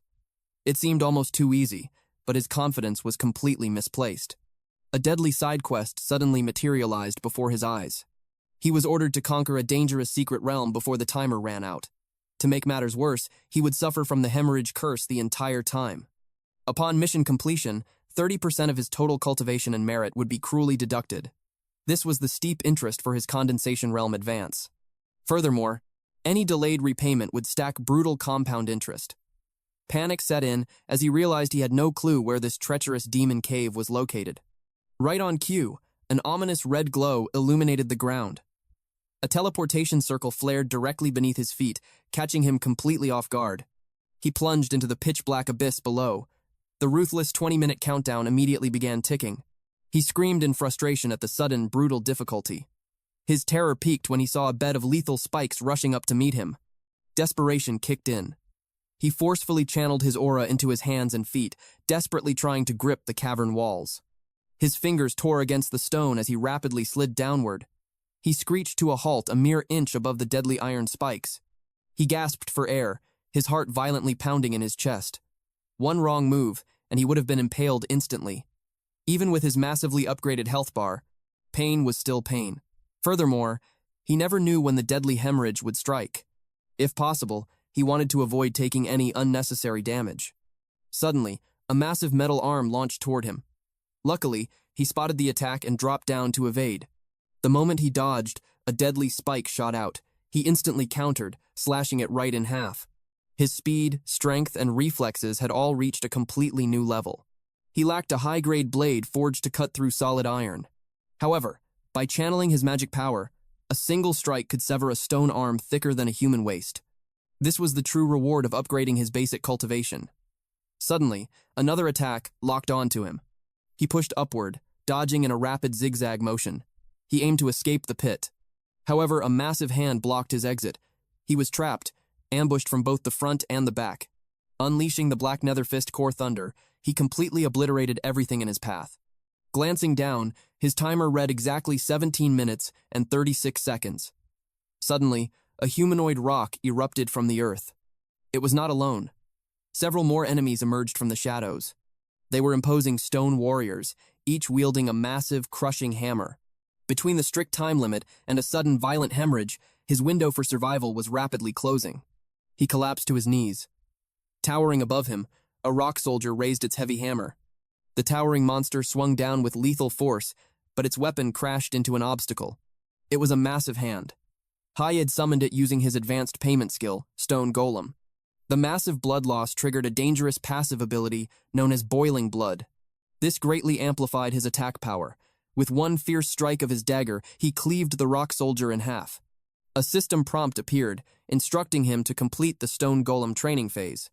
The objective was to control the golem and execute various attack techniques against his enemies. His current progress sat at 0 out of 5. Unleashing the giant golem hand, he prepared to crush the remaining rock soldiers.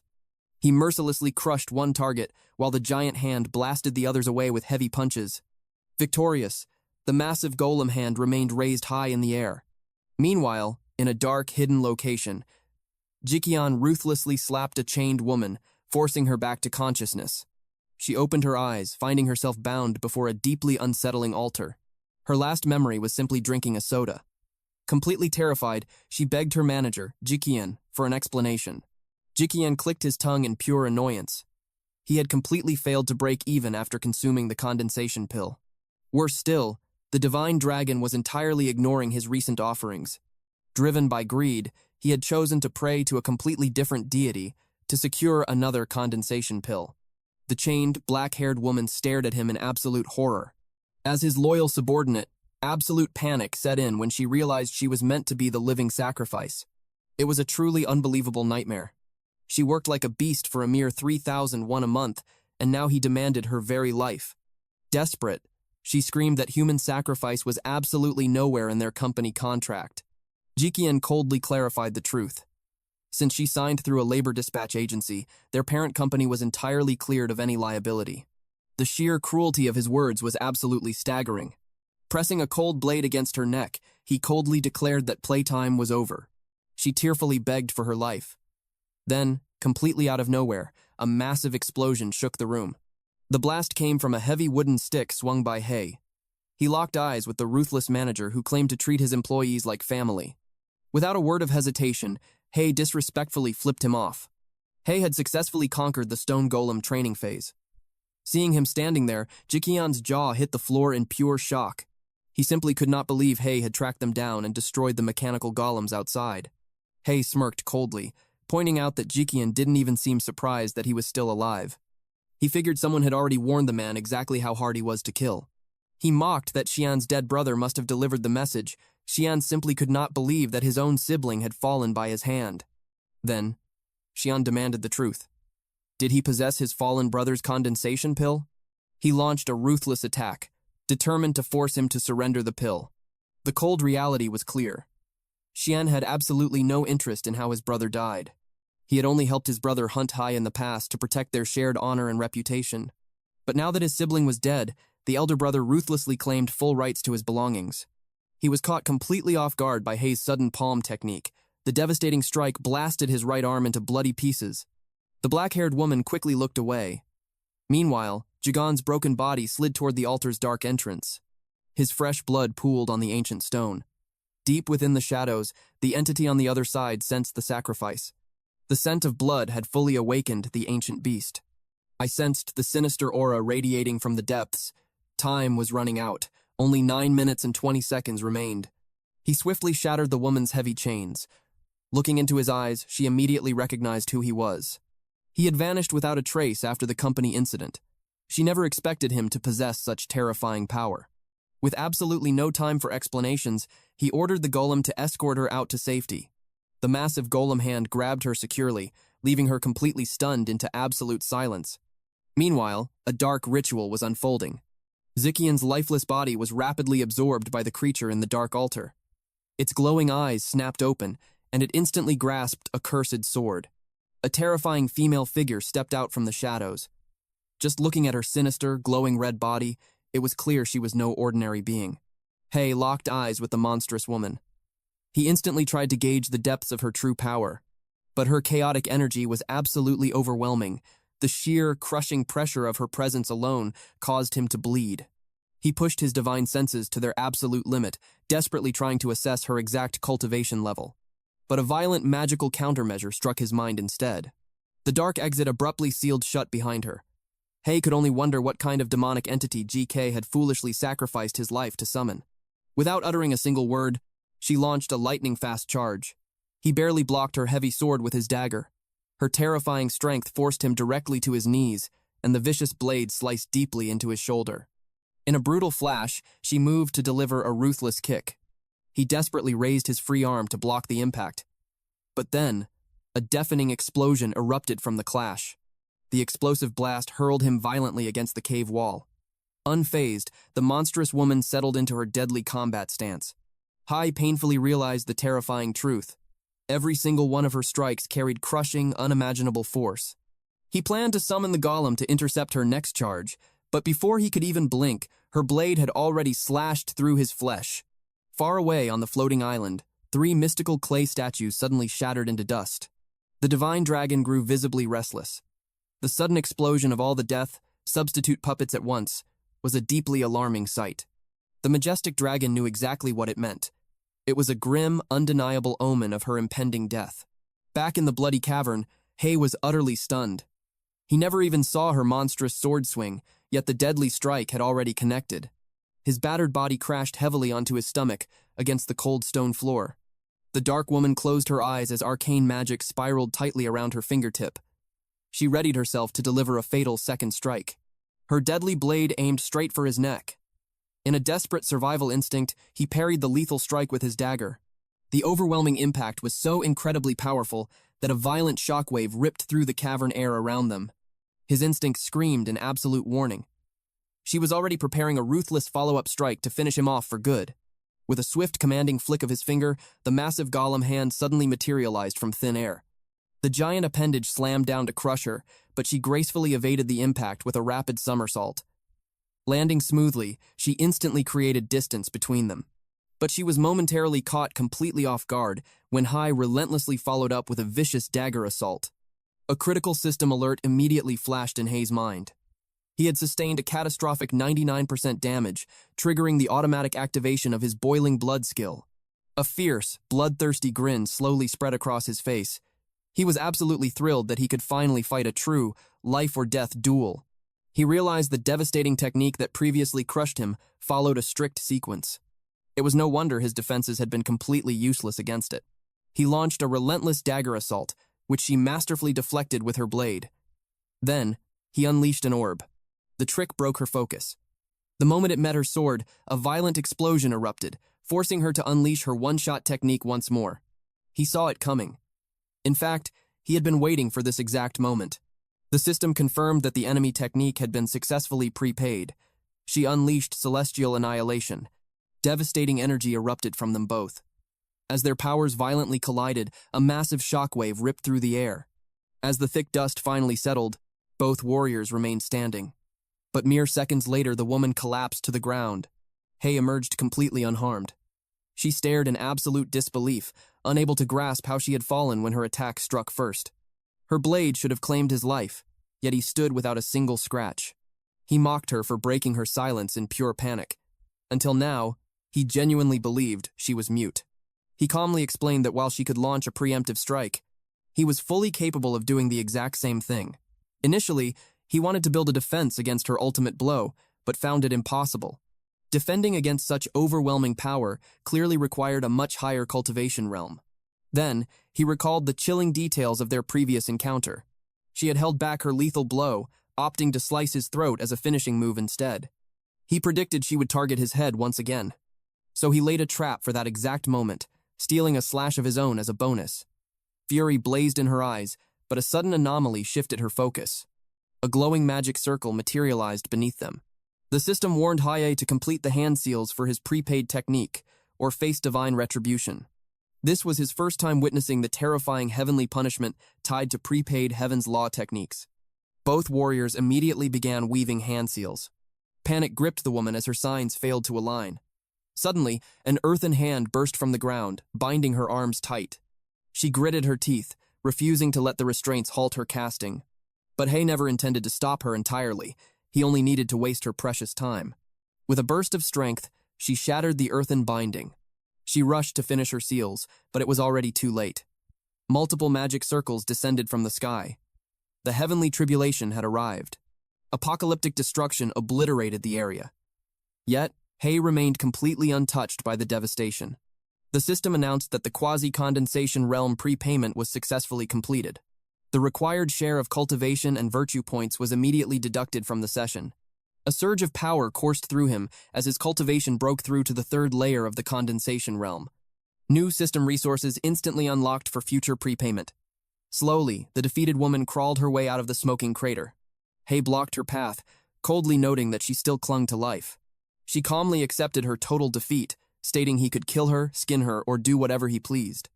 Unlike the cowards who usually begged for mercy at death's door, her terrifying calmness set her apart. He raised his dagger, ready to deliver the final execution. She closed her eyes, bracing for the cold steel.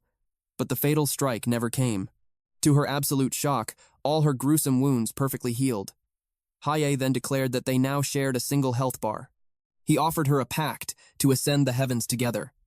A dark blood curse was permanently inscribed upon this woman named Long Yin. From this moment on, any combat damage she endured would be directly transferred to the Dragon King. Far away in a luxurious bath, the cat slumbered peacefully. The calm bathwater suddenly boiled with furious bubbles, and the majestic divine dragon rose from the depths. Startled by the sudden commotion, the cat snapped awake and demanded to know what was wrong. The divine dragon scowled, feeling a deeply unsettling sensation, as if another vampire had just latched onto her. The system alerted Hay that his advanced payment skill had been upgraded. He could now make advance payments for magical artifacts and elixirs, but the item level could not exceed his current major realm. The following day at school, Long Yin arrived in revealing attire. Hay turned to look at her.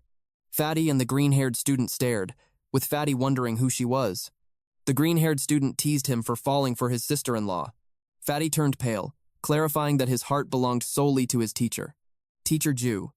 Meanwhile, Hay asked the woman if they knew each other. She pointed out that they had just battled a few days prior. She reminded him they now shared the exact same health bar. Hearing this, Hay finally recognized her. Her changed hairstyle was the reason he had not recognized her immediately. He then asked how she managed the enrollment and transferred into their class. Sitting beside him, she replied that one classic trick always worked. 2 days ago, the principal had accepted gold bars to admit a new transfer student. Back in the present, their homeroom instructor, Teacher Tao, announced the end of the small-scale tests and the start of the mock exams. For most students present, this would be their first actual combat experience. They had studied diligently for dozens of years, making it time to display their true cultivation results. He ordered all students to gather at the examination grounds. First, grade 12. Class 1 was instructed to assemble. Then Class 2 began roll call. Class 3 were all present, and Class 4 was called next. Long Yin found the exam format highly amusing. The green-haired classmate worried they would humiliate themselves before the entire grade. Hay quickly assured him that everything would be fine. This gave him hope, until Hay clarified he was completely shameless and did not care about embarrassment. The teacher announced the rules, stating each class had an exclusive examination zone. The perimeters were completely sealed with defensive barriers, ensuring that candidates taking the same exam would not interfere with one another. Each candidate would face the same monster. Achieving a knockout within 5 minutes granted a perfect score. Those failing to secure a knockout would be graded on their total effective damage dealt. In the event of a critical emergency, during the test, Teacher Joe would intervene from the center of the field. The exam officially began. Called students were ordered to step forward and prepare. First up were grade 12 Class 1 students, Xiaojia Kang and Guan Liang. Joining them were Class 2's Tang Long and Class 4's Ryugasaki Hanako. Hay questioned the presence of Ying sect members. The green-haired student explained it was a mandate from the Cultivation Education Bureau. As part of the highest-level peace treaty, nearly every high school had to accept exchange students from the Ying sect. Hay had assumed only regular high schools accepted exchange students. He never expected cultivation academies to participate. Suddenly, a long, black-haired girl sensed a presence. This was Ryugasaki Hanako, and her sharp gaze swept across the audience. Hay noted her terrifyingly sharp intuition. Beside him, Long Yin grew visibly annoyed at the glare. She declared that she alone had the right to glare at her little brother. The green-haired guy nervously noted their bizarre power dynamic. Hay was left utterly speechless. The trial commenced, and the exam monster was finally summoned. A massive, sinister portal tore open in the arena's center. From the void, a single, piercing eye glared outward. Slowly, it revealed a grotesque fungal monstrosity, a terrifying mushroom man. Teacher Jian instantly felt the crushing weight of its ominous aura. Cold sweat ran down his face. This was the legendary Cloud Canopy Demon Lord, the very terror suppressed by the Tong sect. He urgently warned Teacher Tao that unleashing such a beast for the first mock exam was absolute madness. But Teacher Tao merely scoffed at his panic, mocking that this impatience was exactly why Jian remained a simple physical education instructor. Teacher Tao calmly explained the grim reality. Had this been the original demon's body, even under heavy suppression, every soul in the arena would already be dead. But these exam monsters were merely clones, grown from the demon lord's spores. Even though they had reached the condensation realm, their true strength paled in comparison to the proctors, and the entire site was fortified with powerful suppression stones. There was absolutely nothing to fear. On the battlefield, a student desperately unleashed blazing fire talismans, forcing the monster to leap backward. The proctor's voice boomed across the arena. Failing to damage the beast before time ran out meant an automatic score of 0. Hearing this harsh rule, the student who cast the fire talismans could only drop to his knees and sob in utter despair. Another challenger hurled a fierce barrage of rocks at the beast, only to be met with a devastating counterpunch. Although he managed to damage the creature, the brutal blow sent him flying out of bounds, resulting in instant failure. The unforgiving results continued to echo. Jiangwen scored a mere 61 points. Wuwan failed entirely, while Chen Zhanglin barely scraped by with 68 points. The spectators watched in absolute disbelief. The sheer difficulty of this year's first mock exam was unprecedented. Not a single challenger had broken the 70-point mark, and only a miserable handful had actually passed. Whispers spread through the crowd, demanding to know which ruthless teacher had designed this brutal test. They swore to uncover the truth later. Meanwhile, the green-haired student breathed a heavy sigh of relief. There was no reason to feel ashamed of his own failure when the entire class was being utterly humiliated. But suddenly, something caught his eye. Teacher Jian firmly argued that Teacher Tao had crossed the line. Such ruthless difficulty would completely shatter the student's confidence. Teacher Tao shot back coldly. If these martial artists could not withstand a simple mock exam, then this was truly the most pathetic class he had ever taught. Suddenly, his gaze locked onto the arena floor. Hanako was sprinting away from the demonic beast. He stared in shock as she dashed straight toward the barrier's edge. Was she actually surrendering? He could not believe she would forfeit the exam. But right at the boundary line, she leaped. She appeared ready to flee, yet she never crossed over. Instead, she used the invisible wall as a foothold, steadying her balance, and launching herself back with explosive momentum for a devastating strike. The beast swung a crushing fist, but with a flash of steel, she unsheathed her blade and instantly carved the monster to pieces. Teacher Jian stood utterly paralyzed by the flawless one-strike knockout. The system announced a perfect score. The entire arena erupted into breathless awe. While elite students had fought just to survive, she had effortlessly claimed maximum points. Voices murmured that she was the true monster, questioning the origins of this terrifying prodigy. Someone revealed the truth. She was the exchange student from the Ying sect, the absolute pride of Class 4. From the shadows, a lone samurai watched her victory. A smug, knowing smirk crossed his face. This was merely the prologue. He had secretly orchestrated a deadly extra exam for them.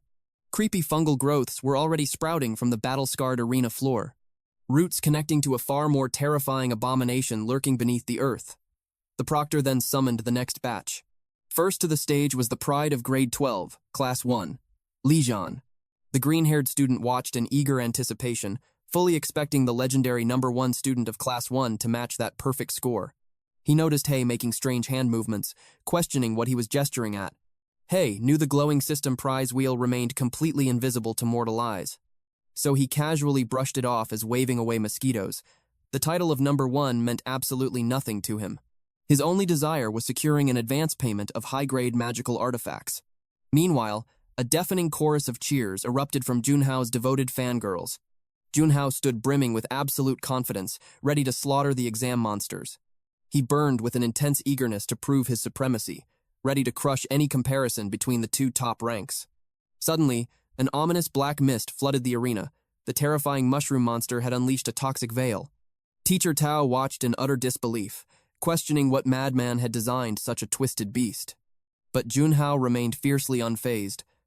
No matter its twisted form, he was certain of an instant kill. Glowing ancient runes ignited across his clenched fist. He unleashed a devastating strike, sending the beast rocketing backward. Teacher Jian gasped in sheer awe at the boy's explosive physical power. Teacher Tao revealed the profound secret. Junhao had inscribed a magic formation directly onto his arm, amplifying his destructive force to terrifying heights. This brilliant prodigy was practically guaranteed a golden ticket into the elite Peking University or Tsinghua University. Yet, beneath the high praise, the teacher swallowed his bitter envy that this once-in-a-generation genius belonged to another class. The sheer kinetic impact of the attack violently shattered the arena, cratering the solid earth beneath. Junhao arrogantly declared his absolute victory. That single punch secured his elite admission, proving the undeniable gap between the two number ones. But suddenly, the blood completely drained from his pale face. A sudden chill ran down the teacher's spines. The nightmare beast was still standing right before him. Absolute shock paralyzed the young warrior. How could this monstrous creature survive a direct full-power hit? His technique was absolutely flawless. His stance and shoulder alignment had generated maximum power without a single mechanical error. Gritting his teeth in pure frustration, he braced himself to launch another devastating strike. But Teacher Jian screamed in pure panic, begging the boy to retreat. Junhao blindly threw another punch anyway. Before his fist could even connect, a brutal counterattack slammed violently into his gut, sending him flying like a broken ragdoll. He smashed against the heavy arena wall with a bone-shattering, devastating crash. Teacher Jian rushed in to catch the falling student, but the overwhelming residual kinetic force made the teacher cough up blood. Despite channeling his aura to disperse the massive impact, the shockwave still shredded his internal organs. True dread washed over the veteran teacher. This catastrophic, high-level monster was never supposed to be in this exam. He frantically grabbed his communicator, desperately calling for immediate backup against this off-the-charts anomaly. The cold voice on the other end simply questioned the difficulty level of the current testing ground. He frantically demanded the absolute highest realm masters immediately.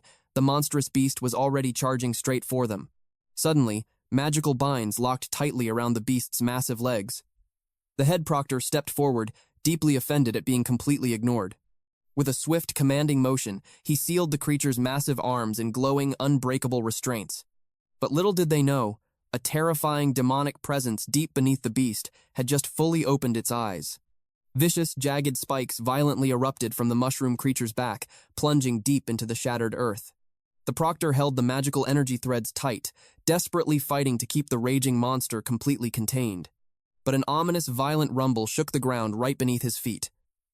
A profound sense of impending doom gripped his racing heart. The earth violently exploded. As the monstrous beast shattered its bonds, a blinding fireball plummeted straight down from the heavens. The creature unleashed a foul, dark blast from its crown, violently colliding with the roaring flames and triggering a massive, blinding shockwave. Tearing fiercely through the thick, choking smoke, the monstrous entity charged forward with absolute lethal intent. Its deadly, glowing gaze locked onto the very caster standing high atop the roof, the one raining down the explosive fireballs. From the towering ancient walls, Hanako observed the escalating chaos. Slowly, she drew her gleaming, deadly twin blades. The seasoned samurai beside her fiercely questioned her reckless intent. Her answer was simple. She was diving straight into the bloody war zone. Saki Kaku of the legendary Ryogaki sect erupted in blazing fury, screaming at her sheer, unbelievable foolishness. He fiercely reminded her of the hidden truth. This entire exam was a carefully crafted stage, built solely to forge her golden path to ultimate glory. If that anomaly of a monster managed to slaughter the top-ranked students in the grade, her admission to Tsinghua University, Peking University, or even Shuqian University would be absolutely guaranteed.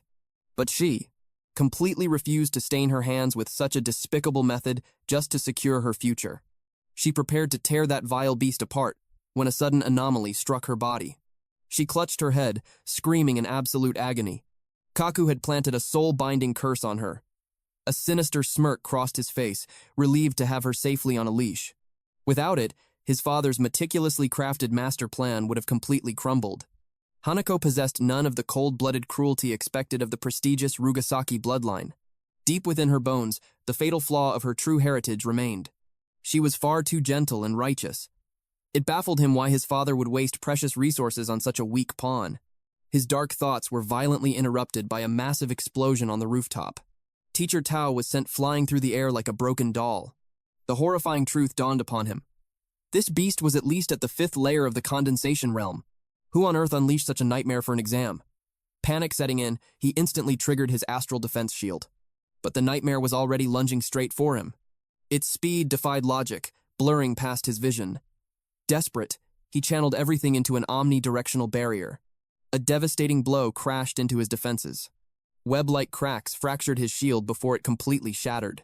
The monster then ruthlessly seized Teacher Tao by the throat. A sickening grin stretched across the monster's face. The teacher's eyes rolled back, foam dripping from his mouth as the life drained from him. Suddenly, a blinding flash of steel intervened. The beast's arm was instantly carved into bloody ribbons. The savior was none other than our boy, 15 minutes earlier. The green-haired student stood paralyzed beside Hay, trembling at the sheer sight of the monstrosity. Hay immediately noticed the suffocating weight of the demonic aura crushing the boy's spirit. He never expected a cultivator in the condensation realm to crumble so easily before mere killing intent. But the sheer terror made sense. This abomination had reached the 7th layer of the condensation realm. Yin had already calculated its exact cultivation stage. He praised her razor-sharp combat instincts. However, she revealed it was merely her physical vessel reacting. Her body had sensed the overwhelming threat, instinctively surging with an agitated battle intent. Her blood alone identified the horrific caliber of their enemy. Hay gripped his gear and sprang into action. He swiftly laid down a massive containment barrier. This bloodthirsty beast would find no path of escape. It was perfectly clear to him now. The monster intended to massacre every living soul in the arena. Currently, Hay sat at the 3rd layer of the condensation realm. But factoring in his unnaturally monstrous vitality, his true combat prowess rivaled the 7th layer. He opened the system marketplace to hunt for new armaments. Scanning through the freshly unlocked arsenal, he locked eyes on the sole top-grade artifact. It was exclusively available through a hefty advanced payment. The devastating attributes were exactly what he needed for this slaughter. By channeling his mana, this weapon could completely devour and refine the traits of other magical artifacts. The only restriction was that the consumed item could not exceed the weapon's current realm. Furthermore, infusing his mana allowed the blade to absorb his martial techniques and unleash devastating counterattacks. Without hesitation, he secured this Cloud Ruin guide through the advanced payment system. He equipped the legendary new weapon right next to his trusted dagger. Turning to Yin, he commanded her to hold the high ground while he plunged into the abyss below. His instinct screamed that this hidden boss would trigger the arrival of a second nightmare. Yin firmly nodded, though she couldn't help but wonder. Were the academy instructors truly too weak to handle this threat? Hay realized she possessed a sharp instinct for sensing true strength, but she was completely blind to those who appeared weak. He explained that most of the instructors were merely at the 1st layer of the condensation realm.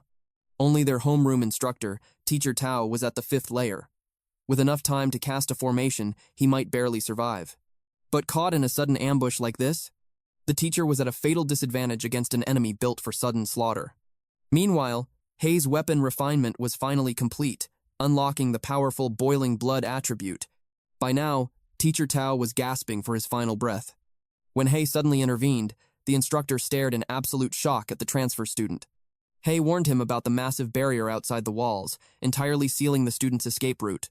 He ordered the teacher to shatter the barrier, leaving the horrific monster to him. Driven by his fierce pride as an educator and a role model, Teacher Tao pulled back from the deadly front line. He was determined to pave a path of survival for his students. The beast paused as toxic spores erupted from its neck, instantly regenerating its severed arm. Haye narrowed his eyes at the terrifying healing speed. In the blink of an eye, the creature was fully restored. He realized this insane vitality was the signature trait of fungus-type monsters. Suddenly, the beast lunged. Hay raised his blade to block the strike, feeling a massive spike in the creature's physical density. Before he could react, it launched a deadly hook with its other arm. It was rapidly compressing thick demonic aura into its fists, forging a weapon of sheer destruction. The beast threw a colossal punch, landing a devastating blow that sent Hay flying backward. Using his incredible agility, he barely stopped himself from crashing through the solid stone wall. But defying the laws of physics, the monster instantly appeared beside him with its fist raised high. It unleashed a catastrophic strike, triggering a massive dust explosion that blinded the spectators. Watching from afar, Teacher Jian was paralyzed with fear, convinced the transfer student was dead. When Teacher Tao urged him to join the fight, Jian just stood there in cowardly silence. Teacher Tao finally understood. Jian was a coward who always observed safely from the shadows. Jian had only saved the top-ranked student earlier because of a secret deal with a powerful noble family. Otherwise, that selfish instructor would never risk his own life on the battlefield. Jian's shameful silence was all the proof he needed. Teacher Tao gritted his teeth, praising the transfer student's unmatched bravery. But reality was cruel. No one present had the power to defeat this monstrosity. Their only hope of survival was to shatter the barrier before that terrifying creature turned its sights on them. Down below, the mutated mushroom mercilessly bombarded the crater where He had fallen. Teacher Jian turned away from the gruesome scene, certain the boy had been beaten into a bloody pulp. The beast was drunk on its own brutality. But suddenly, He casually caught its massive fist mid-air. The monster's eyes widened in horror, mirroring the absolute shock on Teacher Jian's face. The boiling blood attribute had finally awakened. Now, it was time for He's terrifying counterattack. He unleashed a devastating sword strike, blasting the massive creature all the way across the arena. The beast desperately struggled to its knees, only to look up and see a blinding light descending from the heavens. It was He's blade. The creature barely caught the descending edge between its palms, but He smirked, activating the dark sword Heart Thunder. A concentrated orb of dark lightning erupted from the blade's tip, crackling just inches from the monster's face. The catastrophic explosion instantly vaporized the creature, leaving absolutely nothing but a single, charred foot. A massive cloud of residual spores scattered into the wind. Teacher Jian watched in absolute awe at the one-hit kill. But Hye's killing intent remained. He looked up, spotting an even greater nightmare descending from the sky. The beast mirrored the previous one, but a massive, grotesque eye now pulsed atop its mushroom cap. Suddenly, the cap detached, spinning wildly into the air. Lethal spikes erupted from its surface. They merged into a barrage of organic missiles, raining destruction down upon He. He locked his stance, bracing for the deadly impact. The explosive shower blanketed the entire area. Absolute panic consumed the other students as they scattered. Trapped by an outer barrier, they ran desperately in every direction. With a swift hand seal, He activated the stolen golem shield formation. Despair gripped the crowd. The blast zone was simply too wide to outrun. Death approached a trapped student. A spike detonated inches from his face. A massive blast wave erupted, triggering a catastrophic chain reaction. The remaining missiles detonated at once. The student awaited death, but miraculously remained untouched. Shock quickly turned into tears of relief. They had survived, but awe followed their relief. Who could manifest such a colossal defensive array? Maintaining a barrier of this magnitude demanded immense magical power and deep cultivation. Only the absolute elite of their year could possess such overwhelming strength. The protective dome stretched across the battlefield. Watching this, Yin realized He was too soft-hearted. He was draining his energy to protect everyone, even the low-ranking students who offered no value. Furthermore, those same elite students he just saved would undoubtedly become his greatest rivals during the upcoming Cultivation University exams. He's magical reserves were hitting rock bottom. But the floating cap had reached its limit too, crumbling into dust. The monster ground its teeth in fury. In a blink, it vanished. It materialized right beside He. Reacting instantly, He kicked his blade forward and vaulted away from a crushing blow. He soared backward, putting crucial distance between them. Yet the beast instantly closed the gap, appearing at his back. He barely brought his sword up to parry the strike. Crackling black lightning surged from his blade. With a fierce roar, he swung again. The strike cleanly decapitated the creature, forcing it back. But flesh twisted, instantly regenerating a brand new head. By channeling pure lightning magic into his weapon, slicing through its neck was effortless. However, the rapid healing proved its core was elsewhere. The true weak point had to be hidden deep within its torso. Suddenly the monster peeled its face open. A sinister third eye glared from its forehead before it vanished once more. He sensed its speed had reached a terrifying new level. Anticipating its materialization, he struck, but the creature ducked, delivering a brutal hook to his ribs. The devastating impact sent him crashing through the air, coughing up blood. The beast began circling him at breakneck speeds. It moved so fast that afterimages formed a deadly ring around him. Despite the overwhelming blur, He stood his ground, expertly deflecting the lethal strikes. A relentless storm of fists crashed against his defense. Multiple blows broke through, bruising his flesh, but his spirit remained unbroken. Watching from afar, Teacher Jian frowned, disappointed by the one-sided beating. He truly believed this mysterious transfer student possessed the power to turn the tides. Beside him, Teacher Tao coldly stated that victory was always impossible. The chasm in their cultivation levels was simply too vast to overcome. Yet, for a mere transfer student to hold his ground against such odds was undeniable proof of his talent. His raw potential easily placed him among the year's top 10. Meanwhile, Yin watched the brutal exchange closely. Frustration grew within her. Why was he holding back the devastating move that had defeated her? Hei was being pushed to the brink. The monster's speed had become an overwhelming force, leaving him gasping for breath. The creature's final burst of speed was absolutely devastating. Even with his defenses pushed to the absolute limit, he could barely withstand the impact. Sitting at 150% damage, his boiling blood skill had finally awakened. Dropping into a fierce combat stance, he exploded forward. He raised his blade high into the air. Teacher Jian watched in absolute confusion. The boy stood perfectly still, looking as if he had simply surrendered. But then, Hei unleashed the heavenly law of annihilation. A terrifying surge of power blasted straight toward the teachers. The sheer force instantly shattered the arena's protective barrier. Teacher Tao stared in total disbelief. That was a shield he couldn't even scratch with his absolute full strength. Crushed by his own weakness, he suddenly felt completely unworthy of calling himself a master and considered resigning on the spot. The beast had been vaporized completely. In its ashes, Hei secured a durian fiend core. Through careful cultivation and growth, a beast master could tame this core to become a powerful combat ally. Suddenly, the system prompted him to finalize the ritual process for his heavenly law of annihilation. His fingers blurred through a series of complex seals, seamlessly completing the ancient ritual. Teacher Jian was left completely speechless. His eyes couldn't even track that final, devastating strike. Trembling, he turned to Teacher Tao. With this monstrous level of strength, Hei wouldn't just breach the top 10 of his grade, he could rival the absolute peak of the academy. But Teacher Tao remained dead silent, utterly swallowed by his own crushing feelings of incompetence. Later that afternoon, Hei and Yin strolled quietly through the park. Hei had finally ascended to the 9th layer of the condensation realm. Now, he possessed the power to advance pay techniques to others. Yin glanced at her glowing screen. Haye's name was exploding across every trending topic. The internet was going wild, hailing him as the ultimate dark horse transfer student. Rumors were already flying about his guaranteed admission into the most elite cultivation universities.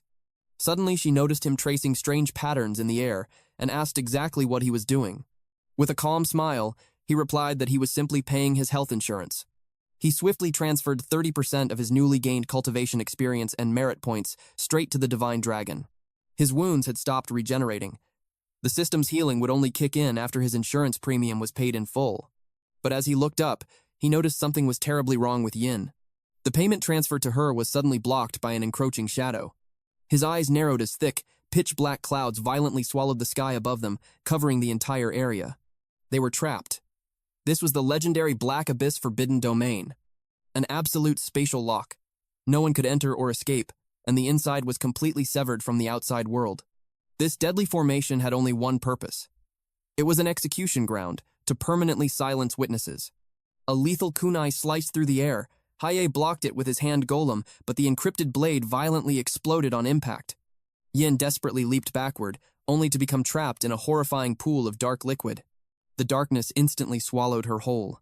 Hei stood cold and ready as the explosion smoke finally cleared. A faint smirk crossed his face. He was actually quite amused by their little assassination tactic. They had imprinted a small-scale explosion formation onto a kunai, combining it with an incessant battle mansion technique to drag a disciple inside. Suddenly, Hanako burst from the shadows. Their blades clashed violently in a brilliant shower of sparks. She unleashed another fierce strike against his hand. But Haye quickly realized she was using the blunt edge of her sword. Understanding her true intention, he deliberately let his weapon fall to the ground. Hanako gracefully backflipped to create some distance. With a raised brow, he asked if this flashy ambush was really just a ploy to snatch his blade. She sighed, confessing that her father had ordered his death to eliminate a fierce competitor from her path to higher education. But cold-blooded murder had never been her style. Instead, she planned to take his weapon as proof and report back that his fate was sealed. He would only survive if he fled the country and completely abandoned his dreams of the college entrance exams. If he refused this ultimatum, the Ying sect would hunt him relentlessly. Showing his face in school and maintaining his top rank, would guarantee his absolute destruction. Her blade pulsed with an ethereal glow. The system alerted, hey, that the post-payment mission for the Weapon Cloud Ruin Guide was officially triggered. A fierce battle for absolute supremacy suddenly erupted. Ominous black smoke began to swallow them both. Panic laced her voice as she demanded to know what was happening. Leaping backward, she landed lightly on a tree branch, her eyes widening in pure shock. The entire landscape had shifted. She bounded to a nearby rooftop, completely bewildered by this spatial distortion. Hi broke the tense silence, revealing they had entered the mysterious realm of past reflections. It was a legendary secret realm. Here, history unfolds like a phantom play, allowing you to view memories but never alter them. The advanced blade had forged a deep spiritual connection with her soul. Grasping its hilt instantly activated the weapon's bound post-payment mission. The sheer force of this post-payment mission had dragged them against their will into this illusion of history. Looking down in disbelief, she realized the stolen blade had completely vanished from her hands. He warned her that the true, original body of the advanced paid blade remained hidden somewhere within this secret realm. If they failed to find it, the blade would never return to his grasp. Suddenly, a haunting melody drifted through the air. The tune struck a deep, familiar chord in her memory. In the distance, she spotted a figure sprinting desperately toward a house. It was a much younger version of Hanako. Reaching the front doors, she announced to her father that she had finally arrived home. Suddenly, her eyes widened in absolute shock. Everyone inside had been slaughtered. She screamed into the void, crying out for her older brothers and sisters. Her mother lay lifeless on the floor, a cruel sword piercing straight through her torso. And then, a dark gaze locked onto the crying girl. It was her own senior brother. Her mind reeled in confusion at the sight of the Ying sect robes draping his shoulders. Trembling, she choked out a desperate question. He only responded with a sinister, blood-chilling grin as he stalked forward. The vision abruptly shifted even further back into the past, to the days when Hua was merely in the 5th grade of elementary school. Tian darted nimbly across the high branches. With a swift flick of her wrists, she unleashed a barrage of throwing knives, each one flying straight toward its mark. A flawless bullseye. Satisfied with her strike, she descended gracefully to the forest floor. From a higher bough, a watching woman praised her, admitting the girl's technique far surpassed her own at that exact same age. The voice belonged to her big sister, Hua Qianjing. But her praise came with a sharp reminder. She had missed a single target, a hidden mark concealed behind another massive tree. Without a second thought, Chenny unleashed a deadly dagger. Qianjing watched in utter amazement. A second knife was instantly thrown, violently deflecting the first blade right in midair. The redirected steel carved an impossible, twisting arc, burying itself perfectly into the hidden mark. One final dagger tore through the rushing wind. It slammed into the ancient tree with devastating kinetic force, blasting a hollow hole straight through the solid timber. Qianjing leaned in to inspect the sheer destruction up close. The raw power displayed was absolutely unbelievable. Tianhui forcefully retrieved the knife from behind the tree. She desperately wanted to know if her impossible strike had landed. With a proud smile, Tianjing declared it a flawless pass. As the sun dipped low and evening approached, they decided to wrap up their training and head back. Bursting through the gates, Tianhui excitedly announced their return to their father. The patriarch warmly ruffled her hair, asking if the day's rigorous martial arts practice had gone well. She proudly shared that every single blade found its mark, hitting even the blind spot behind the giant tree. As they conversed, the heavy rhythm of splitting wood echoed nearby. It was the relentless swinging of Hua Zhang from the Hua clan. She watched him closely, realizing his brutal blade techniques had evolved to an even sharper level. Tanzing turned to their father, questioning if he truly intended to pass down the family's sacred iron wall blade technique. The old master let out a heavy sigh, confessing he was seriously contemplating the idea. Despite lacking their noble bloodline, the young boy had proven his fierce loyalty over 3 grueling years. The patriarch had watched him closely during that time. Beneath that polite demeanor lay a pure, unwavering heart. Jung always served his tea with deep respect, constantly pushing his mortal limits through agonizing pain and crushing exhaustion. He appeared completely honest, always taking full accountability for his actions. The master believed he was a flawless disciple. That was, until a cold blade suddenly pierced right through his chair. With the cruel steel buried deep in his chest, the old master gasped, demanding to know why Jung would commit such treason. Jung's voice was ice-cold as he revealed the dark truth. He was never their ally. He was actually born into the infamous Ying clan. He had cast aside his real name and lurked in the shadows for 6 long years. His only goal was to steal their family's iron wall blade technique. And now that he had finally mastered this supreme art, annihilating their entire bloodline was simply the natural next step. Spitting blood, the master issued a grim threat. Even with a pierced heart, the rest of the clan was waiting out in the courtyard. They would never let this traitor leave alive. Suddenly, a bloodied hand gripped the doorframe. It was Chun Jing. Despite a fatal wound to her chest, she desperately dragged herself toward her father. But her fading strength did not last long. Violent tremors shook the old master as he watched his own daughter perish before his eyes. A blazing fury consumed his soul. This absolute beast had secretly poisoned his entire family. Young merely smirked. The Ying clan lived by one absolute martial principle: learn their techniques, then butcher their entire bloodline. He callously sighed, finding it a great pity that the youngest daughter had not yet returned from school. He had high hopes for her latent talent. But right on cue, an innocent voice echoed from the hall announcing her return.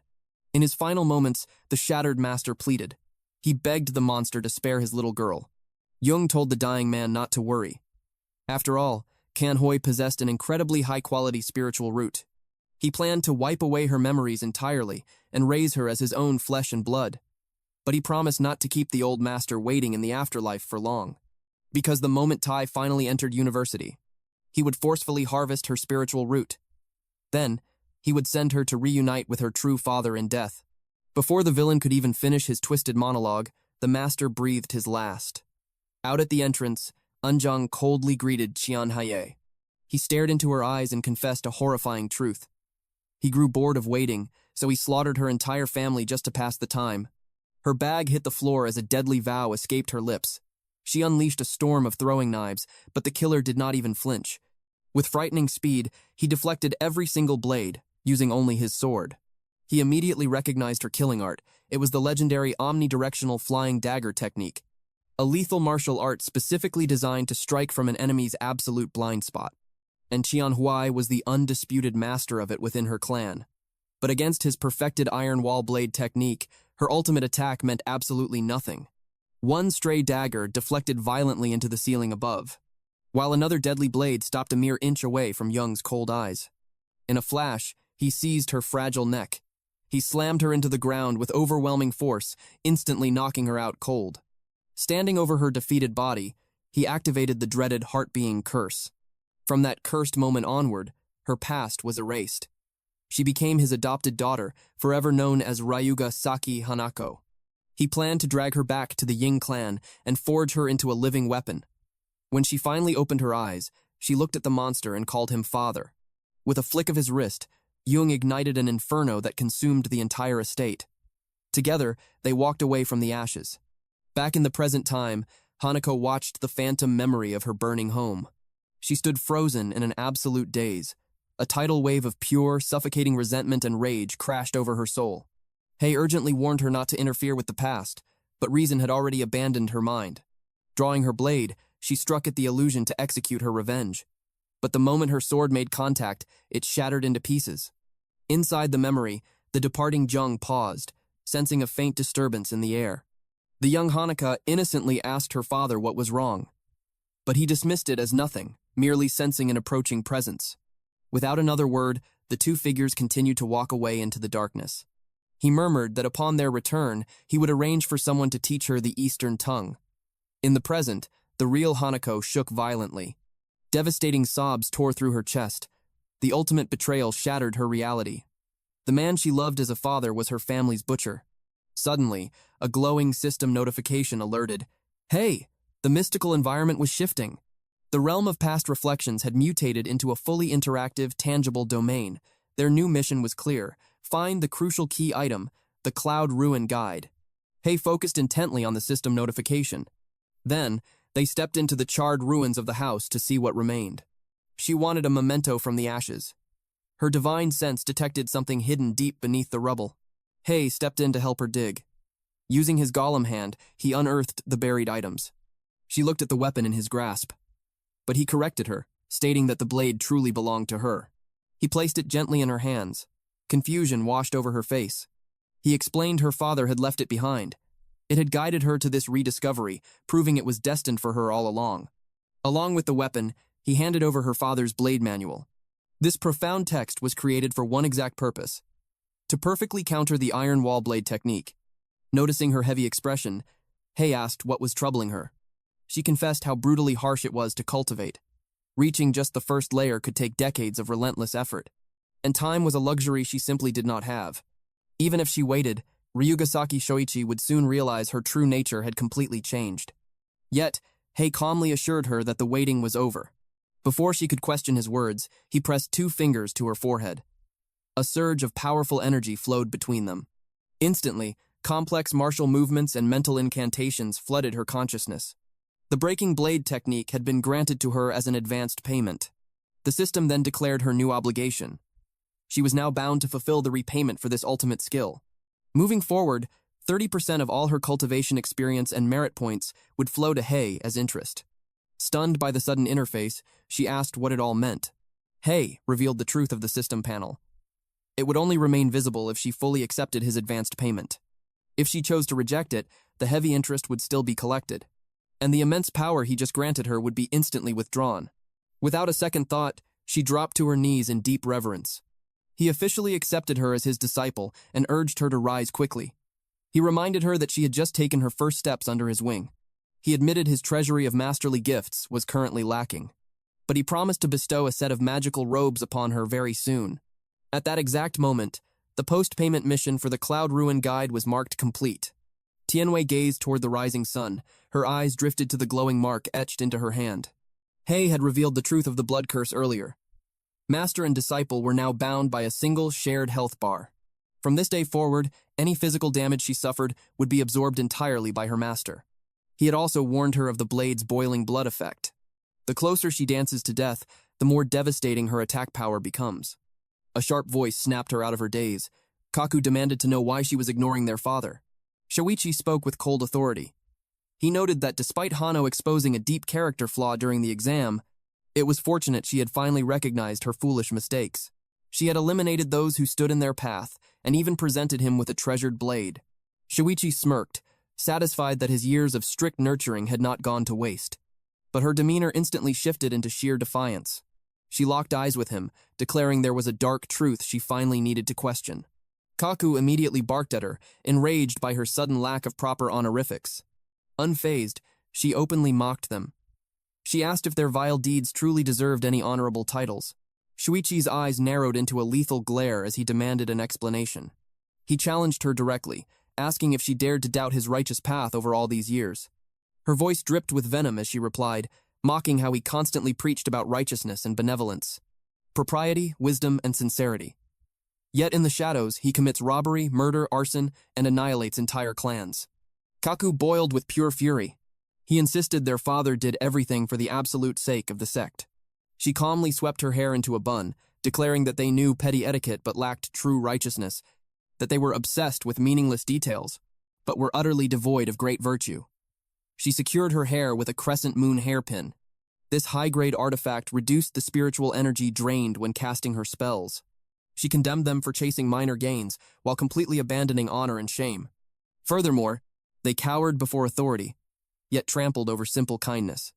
She cast off her outer robe, revealing a magical horse-face skirt.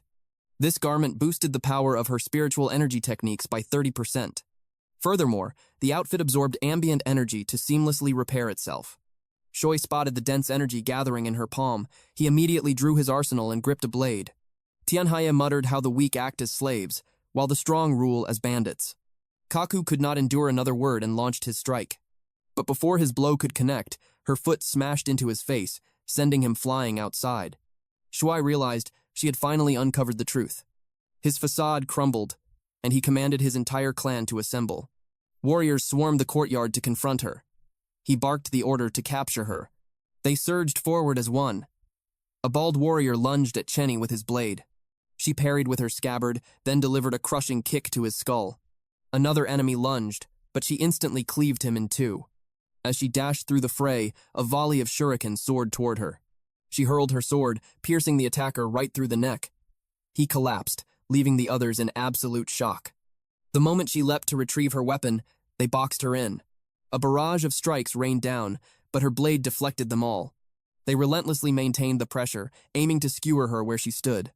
While their blades locked her down, an assassin thrust from her blind spot. Catching the movement, she activated an instant wall lightning flash. The violent shockwave blasted every attacker at once. She surged straight through the roof. A bewildered enemy scanned the wreckage for her. In a single breath, she descended through the gap and sliced him down. As she crouched low, another warrior seized the opening to strike. She cleanly severed his arm. The next victim lost his head entirely. She carved through their ranks without mercy. The surviving men stared in sheer disbelief. An entire squad was losing to a single girl. They desperately held the line to maintain formation, while onlookers simply watched from the edge. Those spectators were truly the wiser ones. The fools in the fray actually believed numbers guaranteed victory. But this girl was personally chosen by their sect leader. Though she was an outsider and never inherited his martial talent, her mastery over the blade remained absolutely unrivaled within the sect. Okawa Mena, one of the 3 sword masters of the Ying sect, knew that Chiani would not stop her rampage until one of the 3 sword masters of the Ying sect finally stepped in. Nagono Nakiyusu, also one of the 3 sword masters of the Ying sect, completely agreed. He questioned why Mina remained on the sidelines instead of joining the clash. But Mena was no fool. The other 2 stood watching. He refused to jump in and become mere cannon fodder. Besides, his quick draw technique relied entirely on one perfect moment. He simply had to wait for an opening. Soon after, the corpses scattered. Qianhui was utterly exhausted. She struggled just to stand up straight. Mena saw his perfect chance. He drew his sword and charged directly at her. Sensing his presence, she glanced back. In the blink of an eye, she was brutally slashed. Blood sprayed from her body. Her assailant wore a wide grin, as a powerful force pushed her back. Yin sensed the sudden shift. She could tell that Qianhui's aura had dangerously weakened. This made her ask, hey, if he had no plans to step in. He never expected her to show concern for her safety. After all, he assumed she would still be furious. She had kept her trapped inside that formation for quite some time. But it meant nothing to her. She escaped with ease, only to find them completely gone. For a brief second, she actually thought he had run off with the enemy. Hay revealed his true intentions to help. He had already erected a barrier over the building. A radiant barrier of golden light now covered the entire area. Yin failed to understand this tactic. Trapping everyone from the Ying sect meant Chun Hui was trapped inside too. He almost let his secret slip. He almost said it was fine, as long as the dragon took the damage in her place. But he quickly corrected himself. He claimed that he would take the damage for her instead. Plus, with the boost from his boiling blood effect, he had absolute faith in Shane Hui. If things went south, he would intervene. But right now, he needed to ensure not a single bastard escaped. The ultimate revenge they sought was to wipe them completely off the map. Meanwhile, Shan Hui lay collapsed in a pool of her own blood. Mena proudly boasted about his one-hit kill. Suddenly, he watched her stand back up despite her trembling body. He could not believe she was still alive. His blade had sliced straight for her neck. Recalling the strike, the truth hit him. She had managed to block at the very last second. She was incredibly lucky, but Mena stepped forward, far more determined the second time. He rushed violently toward her. In response, she activated spirit object control. The wooden floorboards completely shattered. The debris floated into the air and launched directly at Mena. But cheap tricks could never stop him. The boiling blood effect was active, and damage sat at 30%. She coldly replied that it was never meant to stop him. It was merely a ploy to force his blade out early. She launched her counterattack, but was caught off guard when he blocked it. Mena mocked her failed attempt. Even without the first move advantage of his quick draw technique, his speed was enough to parry. Without hesitation, she executed the breaking blade technique. Her sword instantly phased through his defense, allowing her to slash him. Immediately after the strike, the system processed the progress for the Blade of Crushing Momentum post-payment mission. She needed to execute Blade Crushing Momentum 5 total times in battle. However, this technique consumed a massive amount of spiritual energy. After a successful parry, it bypassed the opponent's block to directly strike the enemy behind their weapon. But right now, her spiritual energy was critically low. She was advised to wait for recovery before unleashing the remaining swords. The masters of the Ying sect, Matsunagaya Yuno and Nagano Nakayasu, saw that the weakest among them was taken out. Nakayasu noticed that Chane's blocking blade remained completely unscathed. This left him wondering exactly how she sliced through the person standing behind it. Internally, Yuyo wondered, how had her cultivation level skyrocketed so drastically? In the past, Mena's quick-draw technique alone could have slaughtered her a dozen times over. He called out for a joint attack. This was not born from a lack of confidence. He simply believed it was wiser to share the glory of striking her down. Nakayasu agreed without hesitation. Promising cover fire, he unleashed the sky-rending slash. Chenwei contorted her body to evade the strike. Seizing the opening, Yuyo charged like a raging beast. She raised her blade to block, but the sheer force of his strike sent her hurtling backward. Her body crashed right through the solid wall, blasting her out into the open air. That crushing blow left her hands trembling. But in a flash, Yuyo was upon her once more. A sickeningly arrogant smirk twisted his face. With one heavy strike, he knocked the weapon right out of her grip. Without a second of hesitation, she activated spirit object control to summon her blade back. But before the hilt could even touch her palm, his ruthless assault continued. She managed to block with her spiritual energy, but the crushing pressure threatened to break her. Suddenly, a devastating strike slammed into her flank. It was an ambush she never saw coming. Yuyo scoffed with a grin, mocking Nakayasu for so ruthlessly slicing the girl in half. But Nakayasu coldly ordered him to finish the job. Nothing was certain until her head rolled. Kenhei lay in a pool of her own blood. Yuyo stepped up for the execution, but what he saw froze him in his tracks. Shock washed over his face. How was she rising to her feet again? To his absolute horror, even the torn fabric of her clothes was stitching itself back together. It was completely impossible.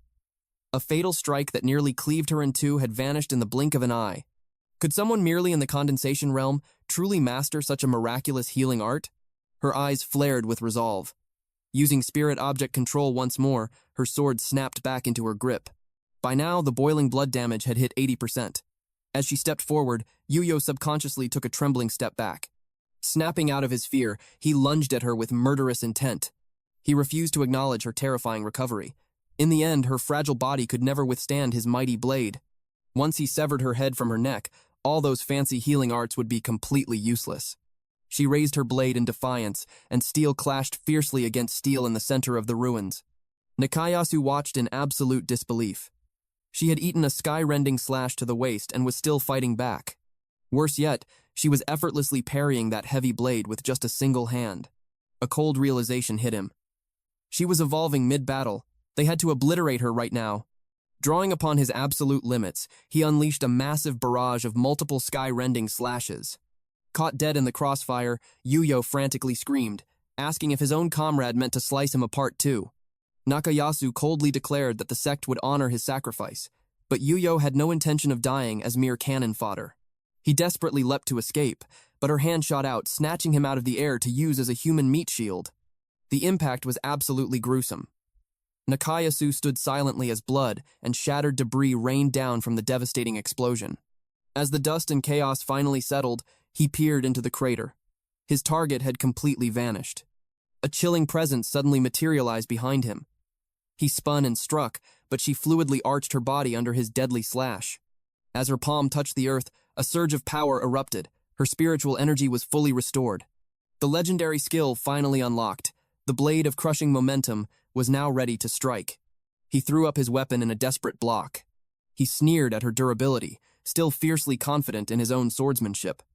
But then, her weapon sliced straight through his solid steel. His arrogant eyes widened in sheer terror. In the blink of an eye, his entire body was cleaved perfectly in half. The system chimed. Post-payment progress for the breaking blade technique had reached 5 out of 2. Qian Huai slowly glanced over her shoulder. A mysterious man stood there, clapping slowly as he praised her flawless execution. This imposing figure, who audaciously claimed to be her father, smiled with immense pride at her monstrous growth. It was Ryugasaki Shoichi. The mere sight of him fueled her absolute rage. Without a single second of hesitation, she lunged at him, declaring that his very existence made her sick. He easily deflected her strike, hurling a lethal blade her way. She barely evaded it with a swift, low bend. Following that clash, he summoned multiple deadly blades, leaving them suspended in the empty air. He gloated over his brilliant strategy. He had stolen her clan's iron wall blade technique, only to slaughter them all in cold blood. Now, he stood proudly as the sole master of that absolute technique in the entire world. She coldly remarked that his arrogant grin was practically splitting his face in two, but he remained completely unfazed. With a terrifying glare of pure fury burning in her eyes, she warned him to keep that disgusting smile. She promised to slice his head open along that exact grin, refusing to mess up the perfect cut. She closed the distance in a blinding flash. He effortlessly deflected her strike as multiple flying blades moved in perfect synchronization. She launched a relentless barrage of attacks, but his dancing weapons formed an impenetrable shield. The blades spun in a rapid, violent vortex, mercilessly slicing her body from every single angle. This automatic defensive formation consumed barely a fraction of his total spiritual energy. He boasted with absolute confidence that she could never land a single scratch, no matter how desperately she fought. She coldly warned him that the fiercer her strikes became, the more her own body would bleed. He mocked her, testing how long she could endure. In response, she unleashed the breaking blade technique, shattering his floating weapons. This crucial opening allowed her to close the gap. He quickly intercepted her attack, clashing sword against sword. The post-payment progress for the breaking blade technique advanced to 5 out of 3. Just as he had calculated, her desperate technique could only pierce his ironclad guard a single time. He had been closely studying her movements from the very beginning, so he had her completely figured out. He unleashed another storm of blades, striking her directly. She collapsed into a growing pool of her own blood. Her shattered body lay completely motionless. Far away, a mysterious figure silently observed her reflection within a simple teacup. The cat frantically warned the divine dragon that her new life leech was on the verge of death. Then, he finally saw her battered face. She was bleeding profusely. Yet, she casually told him not to overreact, brushing it off as just a little bit of blood. The cat watched in sheer panic as blood poured endlessly from her multiple horrific wounds. He frantically questioned how she could possibly call that river of red just a little bit of blood. He knew she was using that girl's body as a vessel, but enduring such massive damage was absolute madness. Instantly, he realized she was secretly setting the stage for a massive counterattack. With a faint smirk, she simply replied that her method was a strictly guarded trade secret. Back on the blood-stained battlefield, Shoichi froze in shock as Qianwei rose to her feet once more. Catching his terrified reaction, she calmly reminded him to keep that wide smile. Fueled by lethal determination, he resolved to completely mince her into pieces this time. The system suddenly announced that boiling blood was now active. Her damage output skyrocketed to 170%. Terrifying power condensed around her blade, and she launched herself forward like a lightning bolt. She effortlessly bypassed his defensive storm of blades. Yet, he shifted his formation just in time to block her strike, immediately launching a deadly counterattack. With a merciless swing, her blade connected perfectly with his mouth. Fulfilling her earlier promise, she sliced him down right across his arrogant grin. Unleashing the breaking blade technique duet, she sent half of his head flying into the air as a massive fountain of blood erupted from his body. The system confirmed that the post-payment mission for the breaking blade technique was complete. The progress had finally reached a perfect 5 out of 5. She stood victorious as his lifeless body hit the ground. From the shadows of a pillar, a hidden man witnessed the entire slaughter. This trembling observer was the son of Shoi, Ryugasaki Kaku. He had always believed his father's iron wall blade technique was an absolute defense, yet she had completely shattered it. Without a second thought for his fallen father, he turned and fled. In his greedy mind, he was already the new sect leader. His plan was simple: escape this place, rally reinforcements from the main Ying sect, and return to slaughter her without mercy. Whether her name was Hanako, Chaine, or anything else, he did not care. He clung to a coward's wisdom. Those who retreat today may live to fight again tomorrow. But fate had other plans. His foot unexpectedly triggered a hidden magic circle. A deadly annihilation trap activated instantly. A roaring tornado of fire completely engulfed him. Xian stood silently as the building burned to ashes. Her family's brutal murder was finally avenged.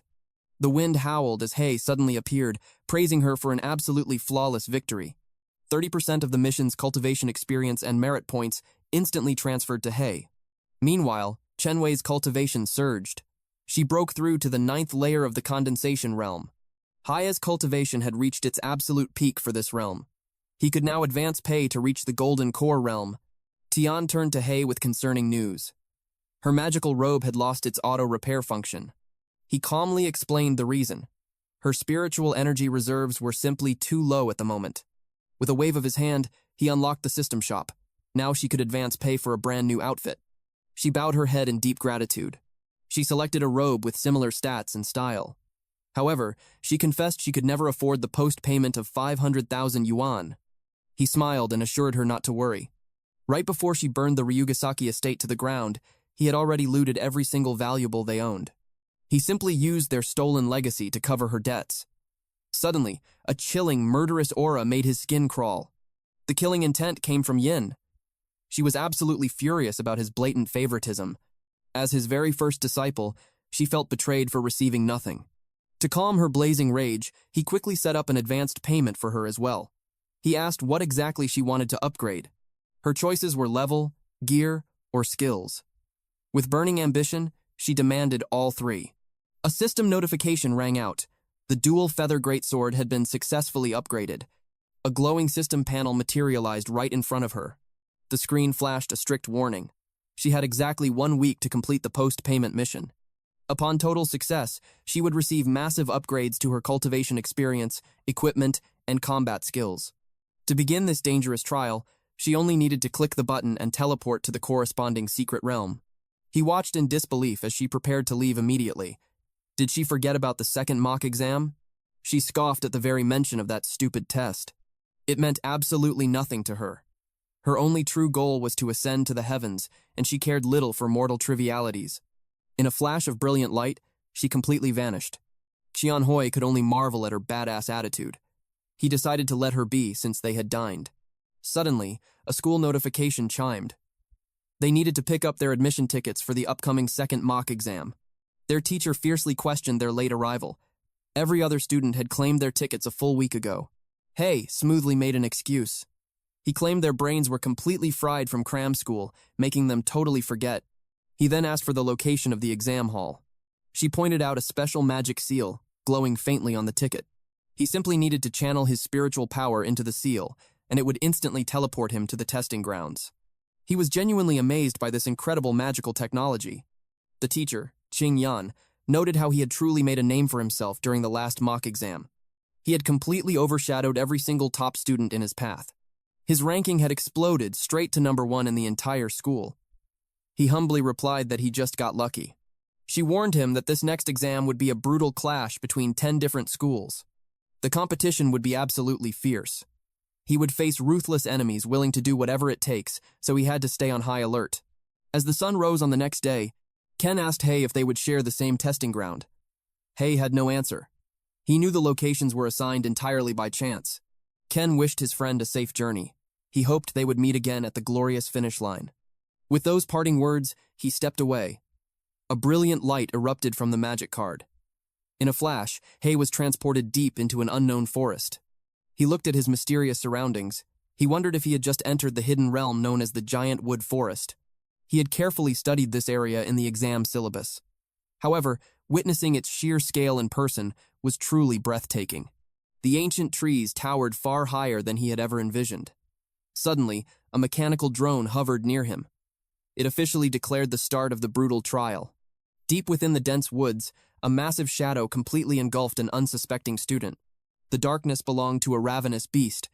It was a terrifying bear fiend at the 5th layer of the spirit-guiding realm. The monstrous creature lunged forward for the kill. Meeting the attack head-on, the student unleashed a devastating punch. The massive beast was sent flying backward. It crashed violently into the earth. Meanwhile, in a completely different sector, another fearsome bear met the exact same humiliating fate. The one throwing these effortless blows was the 3rd-ranked prodigy. He proudly represented Chibin No. 6 Middle School. His name was Lai Junhao. A group of blonde cheerleaders immediately erupted into joyful celebration for his overwhelming dominance. He arrogantly claimed that these terrifying beasts were nothing but a mere warm-up. In his mind, his previous defeat to Hei during the first mock exam was just a careless mistake. Burning with absolute confidence, he truly believed his power was completely equal to his rivals. But suddenly, an oppressive aura suffocated the area. It belonged to a terrifying bear fiend wearing glasses, a monster at the 6th layer of the condensation realm. He stared into its bloodthirsty, ferocious eyes. He took in the countless brutal scars carved across its massive frame. Every instinct screamed that this was an absolute apex predator.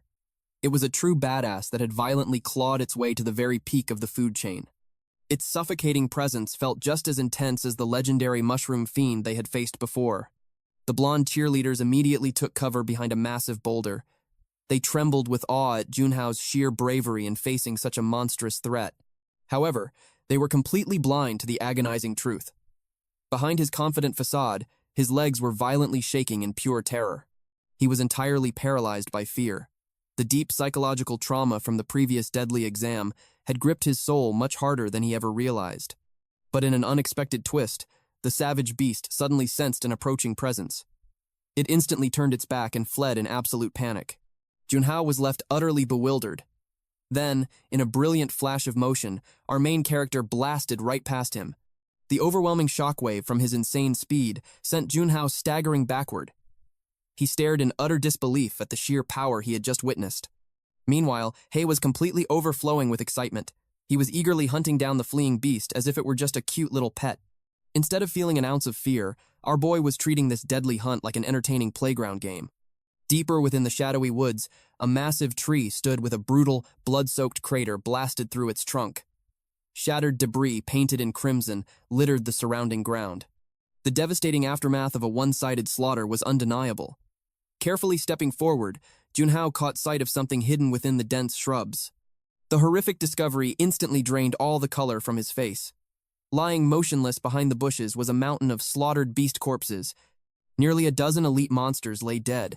Every single one of them was at the 5th and 6th layers of the condensation realm. In a terrifying display of absolute dominance, Hei had effortlessly wiped out the entire pack, like they were mere insects. A crushing wave of reality hit Junhao. His foolish belief that he could ever rival such a monster was nothing but a laughable delusion. High above them, a massive scoreboard materialized through brilliant mana projection. The second subject of the brutal trial was finally set to begin. A cold, commanding voice echoed across the forest, ordering every remaining candidate to brace themselves for the coming chaos. As the tension reached its peak, exactly 172 examinees remained standing in the deadly arena. The live rankings flashed across the sky. Jung Jishi from No. 1 Middle School sat on the throne with 200 points. He was fiercely matched by Hin of No. 6 Middle School, who also held 200 points. Trailing just behind in third place was Yu Ping. He proudly represented No. 8 Middle School with a staggering 198 points. Following closely was Hua Changqian from No. 6 Middle School. He secured his elite position with 186 points. And rounding out the legendary top 5 was Moden. He stood tall for No. 7 Middle School with 180 points. Glancing at the ever-changing numbers, Yu Ping, the absolute No. 1 of No. 8 Middle School, let out a cold scoff. He stared in absolute disbelief. He was disgusted that some pathetic weaklings had actually managed to turn a freebie monster encounter into a complete suicide mission. This sacred trial was strictly reserved for the absolute best. It allowed only the top 10 elites from every single academy to participate. To him, those who perished so easily were a complete embarrassment. They were a pathetic stain on their prestigious ranks. Seeking validation, he turned his arrogant gaze toward a stunning young woman. However, she treated him like thin air, silently launching herself into the high branches of a towering tree. Refusing to be brushed aside, he forcefully activated a ground-shaking movement technique. He instantly exploded forward to chase her into the dense canopy. He observed her performance during Subject 1, and her hidden potential was absolutely undeniable. He stepped forward, inviting her to join his prestigious family sect. With her extraordinary talent, he fully intended to take her as his personal disciple the moment he gained the qualifications. But this was the exact same guy who stole her kills earlier. His constant stalking was pushing her patience to its absolute limit. Subject 2 had finally commenced. Scattered and hidden across the massive battlefield were several armor-piercing bear claws. The trial demanded they collect 10 of these items to synthesize an armor-piercing spear. This divine weapon would drastically boost their odds of surviving the dreaded boss fiend. Perched high above in a tree, a rogue participant scoffed. Why bother with such complicated rules when the boss was waiting right at the mountain peak? Channeling his energy, he activated the wind control, wind-stepping technique. This arrogant youth was Moden, the No. 1 ranker from No. 7 Middle School. He was hailed as a once-in-a-generation genius of the Mo family. He possessed the rare ability to ride the wind, even without stepping into the golden core realm. In his utter arrogance, he believed an armor-piercing spear was completely unnecessary. He charged straight toward the 10th layer condensation realm, sand-rending black bear fiend. He expected a terrifying boss, but smirked upon realizing they shared the exact same cultivation realm. Without hesitation, he unleashed wind control, stone-shattering astral wind. A massive tornado instantly engulfed the monstrous beast. The raging vortex only intensified. Its devastating power swelled, violently slicing the very peak off the mountain. Yuping watched in sheer disbelief at Modun's raw power. Modun smirked, absolutely certain he had secured all the points for Subject 2. But suddenly, a terrifying aura erupted. Instinct took over, and he immediately scrambled to flee. The colossal bear lunged straight at him. The blood drained from his face as he realized the beast was completely unharmed. Desperate, he summoned wind control, wind wall to block the strike, but the sheer force blasted him through the air. He plummeted toward the earth at a terrifying speed. A massive explosion detonated mid-air, hurling him brutally through the forest canopy before he slammed into the ground. He was left critically injured. The massive bear stalked its prey. Observing from afar, Yuping cursed him as an absolute idiot for trying to brute force the trial without reading the rules. Now, his foolish pride had dragged the terrifying boss right down into their territory. Fortunately, the towering beast showed absolutely no intention of launching an unprovoked attack. The coveted armor-piercing bear claws were actually attached to the boss itself. Yet, slaying it was impossible without those very items. The trial's twisted mechanics were incredibly frustrating. The beast menacingly bared its razor-sharp claws. Suddenly, a realization struck Yuping. Some of the roaming elite bear fiends also carried the very items he needed. The drop rate was agonizingly rare, but if he began hunting them down immediately, he just might have a fighting chance. Another beast spotted him, raising its massive arms. He braced himself as the devastating attack descended. The bear's strike pulverized a massive tree, carving a perfectly crescent-shaped void into the trunk. But then, the unexpected happened. A fatal blow struck the beast directly in its chest. It crashed to the earth as a fountain of crimson erupted from its massive frame. Yuping had executed the monster flawlessly, using a lethal water attack. He quickly inspected the corpse, fully aware that not every elite bear fiend possessed the coveted armor-piercing bear claw. Finding one was like searching for a needle in a haystack. The grim reality set in. He had slaughtered 12 elites, yet only secured a single claw. Suddenly, a figure leaped gracefully from the high branches above. His eyes instantly locked onto the spoils hanging proudly at her side. To his utter shock, the beautiful girl he had been chasing earlier had already acquired 3. A fierce competitive fire ignited within him. Refusing to fall behind, he fiercely unleashed a devastating water gun barrage. Meanwhile, deep within another sector of the forest, Hei stood silently atop a jagged cliff. Suddenly, a familiar presence caught his attention. It was Chen Haye. Stepping forward, she proudly reported that she had already harvested 6 armor-piercing bear claws. She offered a lifeline, suggesting that if his own collection fell short, he was more than welcome to take some of hers. He offered a slight nod of appreciation, but calmly declined her unnecessary charity. He activated advanced pay, summoning the armor-piercing spear. She watched him in absolute awe. A polearm radiating a magnificent aura materialized right in his grasp. Meanwhile, in another area, 3 deadly water jets fired simultaneously. They struck the bear fiend dead center on its head, chest, and gut. As the beast collapsed to the ground, Yuping swiftly collected its claws. A victorious smirk crossed his face as he secured his 9th claw. Now, he only needed 1 more. He immediately checked the scoreboard to view the current collection progress. Wang Ping held the first rank, followed closely by Zhang Jishi. However, Haiyan Hui and Haixin were trailing far behind. Yuping scoffed, convinced that Hei, who was supposedly brute-forcing the extra-hard bonus monster, was completely washed up. He assumed the rumors were nothing but empty hype. He was absolutely determined to conquer the exam this time. Suddenly, a system warning echoed, announcing that Hei had synthesized the armor-piercing spear. Yuping froze in complete shock. Meanwhile, Ken Hui was equally stunned to realize they could use advanced pay for weapons, too. She stared at her master with deep admiration. Hei glanced at the guy wielding wind magic from the Mo family, realizing his skills would be extremely useful. After a quick system check, he discovered the magic was open source. With 0 patent conflicts blocking his path, he could seamlessly use advanced pay to acquire it. And he did not hesitate. He used advanced pay for wind control, and the system instantly confirmed his new power. The scoring for Subject 2 was strictly based on how much damage each student dealt to the boss fiend. So, he devised a flawless plan. Once he completely drained the boss fiend's health bar, Qian Huai would jump right in and deliver the devastating finishing blow. This strategy guaranteed they would both secure the absolute highest scores. She nodded, confirming she understood her role. Fully prepared for battle, Hay leaped fearlessly straight down the steep cliff. The drop was massive, but his sharp eyes quickly locked onto the giant bear fiend below. Instantly, the beast sensed his deadly presence. It slammed its massive paws together, unleashing a brutal shockwave attack. Hay could feel the violent gust of wind tearing toward him.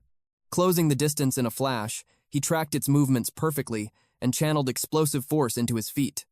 He dove straight into the storm of power, his entire body glowing with a blinding, radiant light mid-air.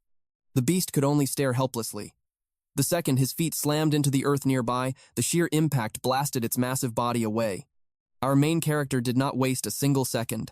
He instantly swung his heavy spear with terrifying force, triggering a massive, earth-shattering explosion. Blinded by the debris, the bear lost all vision of the battlefield. The deadly spear tore straight through the thick smoke and slammed directly into the beast's chest. By sheer instinct, the giant fiend managed to block the lethal tip with its heavy paws. But Hay had another trick up his sleeve. He ruthlessly activated the dark nether lightning art. Channeling the devastating energy straight down the polearm, he violently electrocuted the beast. The bear fiend convulsed in pure agony. The assault did not end there. He unleashed wind control, executing the wind-treading stride technique. With the spear still lodged firmly against the screaming beast, he drove it backward at an absolutely terrifying speed. It was a move of pure, unstoppable destruction. Yuping watched from a distance, boiling with rage that his kill had been stolen. Meanwhile, Modin was still knocked out cold on the ground. Moments later, he finally regained his senses, completely shocked that he had been so easily defeated. His eyes widened in absolute horror as he took in his surroundings. The battlefield was a chaotic war zone. The terrifying bear was now completely cornered by a guy he had just met. Hay mercilessly continued his brutal assault on the beast. He swung his heavy spear relentlessly. His speed and raw power literally generated a massive, devastating tornado around him. The ferocious gales continuously sliced right through the bear fiend's tough hide. Hay maintained his absolute focus. The force of his strikes was so overwhelming that it blasted a massive hole straight through an ancient tree behind the beast. The giant tree crashed to the earth just as Hay finally concluded his lethal barrage of attacks. Miraculously, the bear remained in one piece, having violently shrunk its own body size just to survive the onslaught. Yuping immediately realized the truth. Knowing it could not block or dodge those god-tier strikes, the beast shrunk itself to gain desperate mobility. He watched closely from the shadows, testing his rival's strength. If the boy failed, he was more than ready to step in and claim the prize. Hay struck the beast flawlessly, completely unfazed by its shrunken size. His spear tore through its defense, leaving deep, devastating gashes across the creature's forearms. The beast roared, launching a brutal counterattack. But he stood his ground, blocking the massive fist with his spear shaft. Its body may have shrunk, but its destructive power remained absolutely terrifying. Suddenly, condensed key armor materialized over the beast's muscular arms. It hadn't shown this trick before. Hay realized the skill was incomplete, unable to cover its previously massive form. He quickly analyzed its guard, noting a heavy double layer of physical and magical defense. The exam warning finally made sense. Fighting this beast boosted the odds of passing, but survival was never guaranteed. With a swift, tactical dash, he pulled back to create distance. The bear lunged with killing intent. In response, he spun his spear, preparing a devastating counter-thrust. The beast's eyes widened, completely caught off guard by the incoming strike. It desperately summoned a golden shield across its chest. But Hay channeled advanced power, unleashing the pierce throat skill. His spear tore through the air, burying itself deep into the beast's neck. Blood erupted in a violent fountain. The sheer kinetic force sent the bear crashing through a line of massive trees. As Hay calmly approached, the beast hung pinned to the cliff face by his weapon. Holding back enough power to keep it alive was the real challenge. But with its health bar precisely halved, it was the perfect setup. They would pass the exam the moment Chinui delivered the final blow. He called out for her to finish it. But lurking in the shadows, Modun launched a sneak attack, aiming to steal the kill. Channeling his wind control, he fired a lethal wind blade. Suddenly, a piercing scream echoed through the forest. The dust settled from Modun's strike. To his absolute shock, his target was completely gone. Tianhui had moved faster than the eye could see, dragging the massive bear high into the air. She unleashed her wind control, Demon Slash. In a flash of lethal magic, the split-strike bear demon was eradicated. Her flawless blend of object control and wind control left the onlookers completely speechless. Modine gritted his teeth in pure frustration. How could so many commoners wield wind control? To his arrogant mind, these lowly peasants had no right to use the same advanced magic techniques as the elite Mo family. Desperate to save face, he accused Tenui of stealing his prey while he was taking a quick nap. He shamelessly claimed that the weakened beast's remaining health bar rightfully belonged to him. Tianhai scoffed with cold disdain. She mocked his pathetic excuse of falling asleep during a life-or-death exam. Her words struck his fragile ego. Mo sneered, stating that out of the massive crowd of examinees, the 2 students from No. 6 high school were complete trash, possessing absolutely no sect background. They were nobodies. Not a single trace of elite blood or powerful connections existed between them. Therefore, he smirked. If he slaughtered 2 lowly cultivation novices, the examiners wouldn't even bat an eye.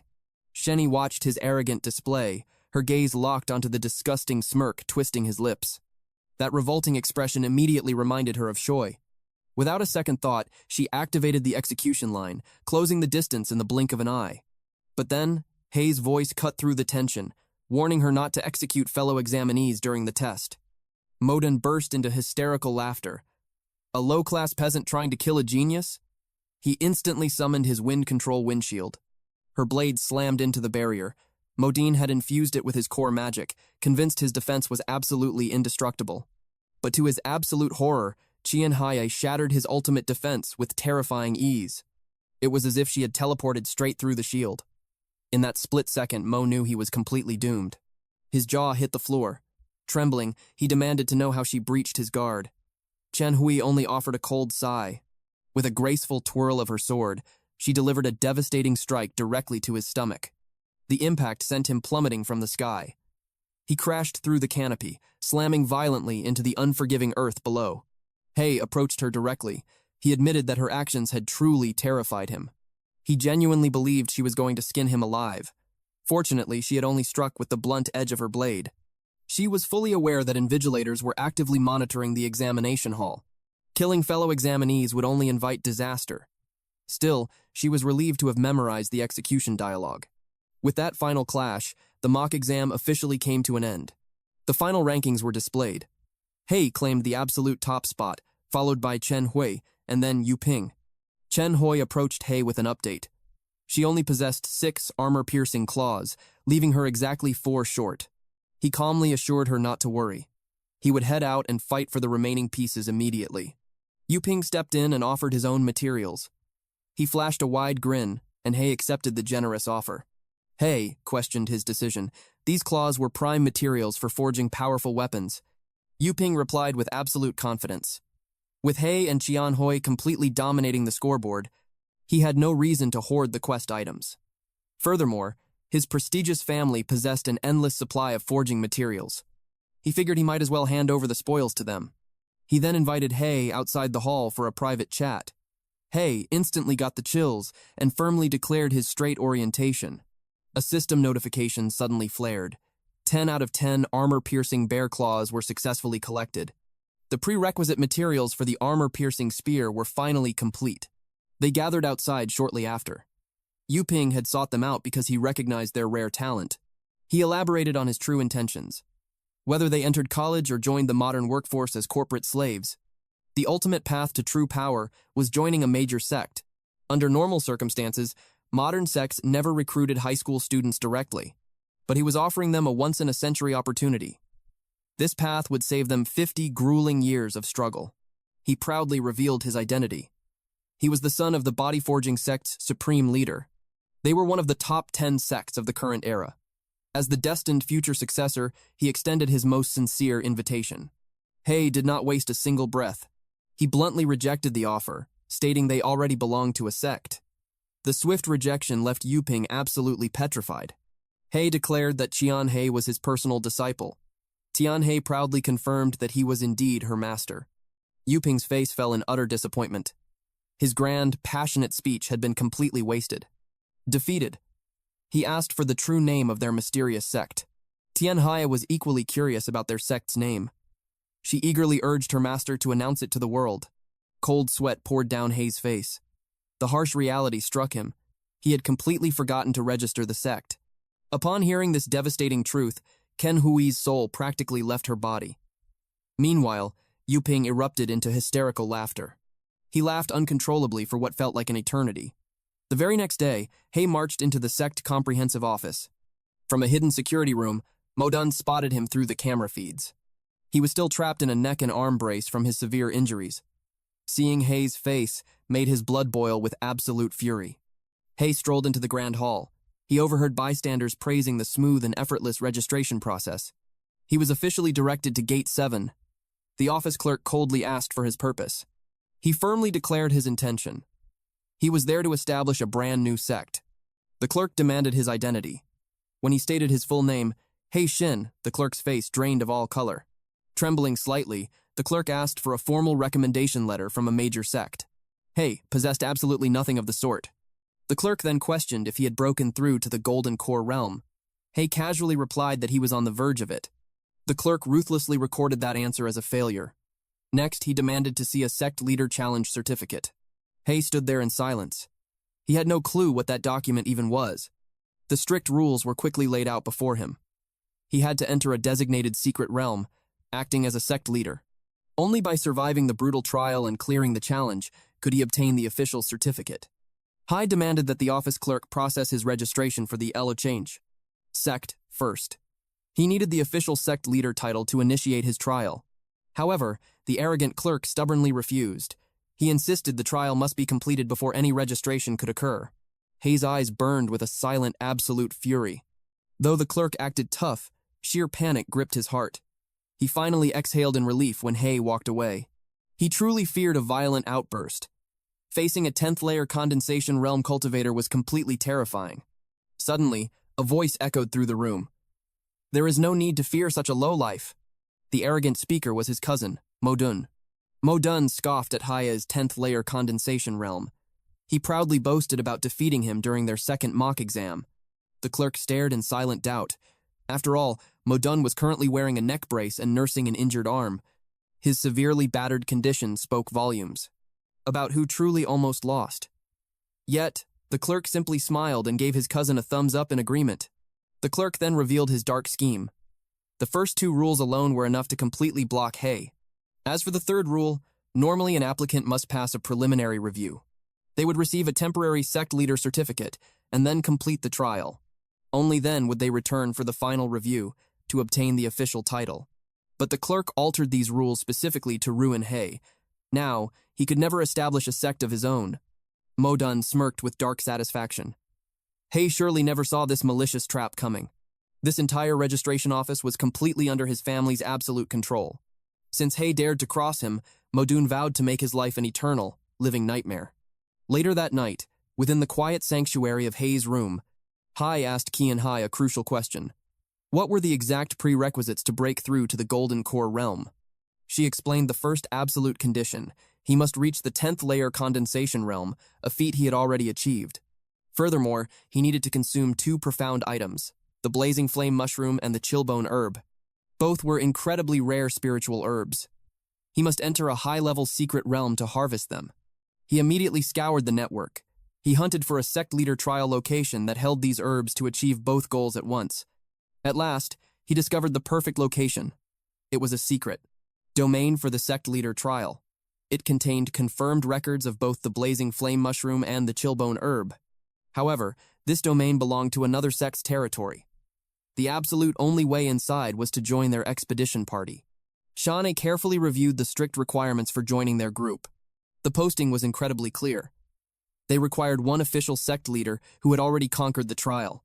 Meanwhile, at the gathering point, the party members grew restless from the endless waiting. Eventually, their target arrived. Xiao Qi Hong, the female cultivator of the group, stared in pure disbelief. She could not fathom why their sect leader, Su Jiang, recruited a seemingly unqualified student. Yubu Bing, the vice-sect leader of the Qing Xinyan sect, remained dead silent. They directly questioned He. They asked if he actually read the party requirements. Without a shred of hesitation, he confirmed that he did. They brandished an official sect leader token. This powerful artifact was the absolute requirement to join their ranks. Being a mere student, they assumed he was empty-handed. But He calmly stated that he possessed one. They thought he was spouting pure nonsense.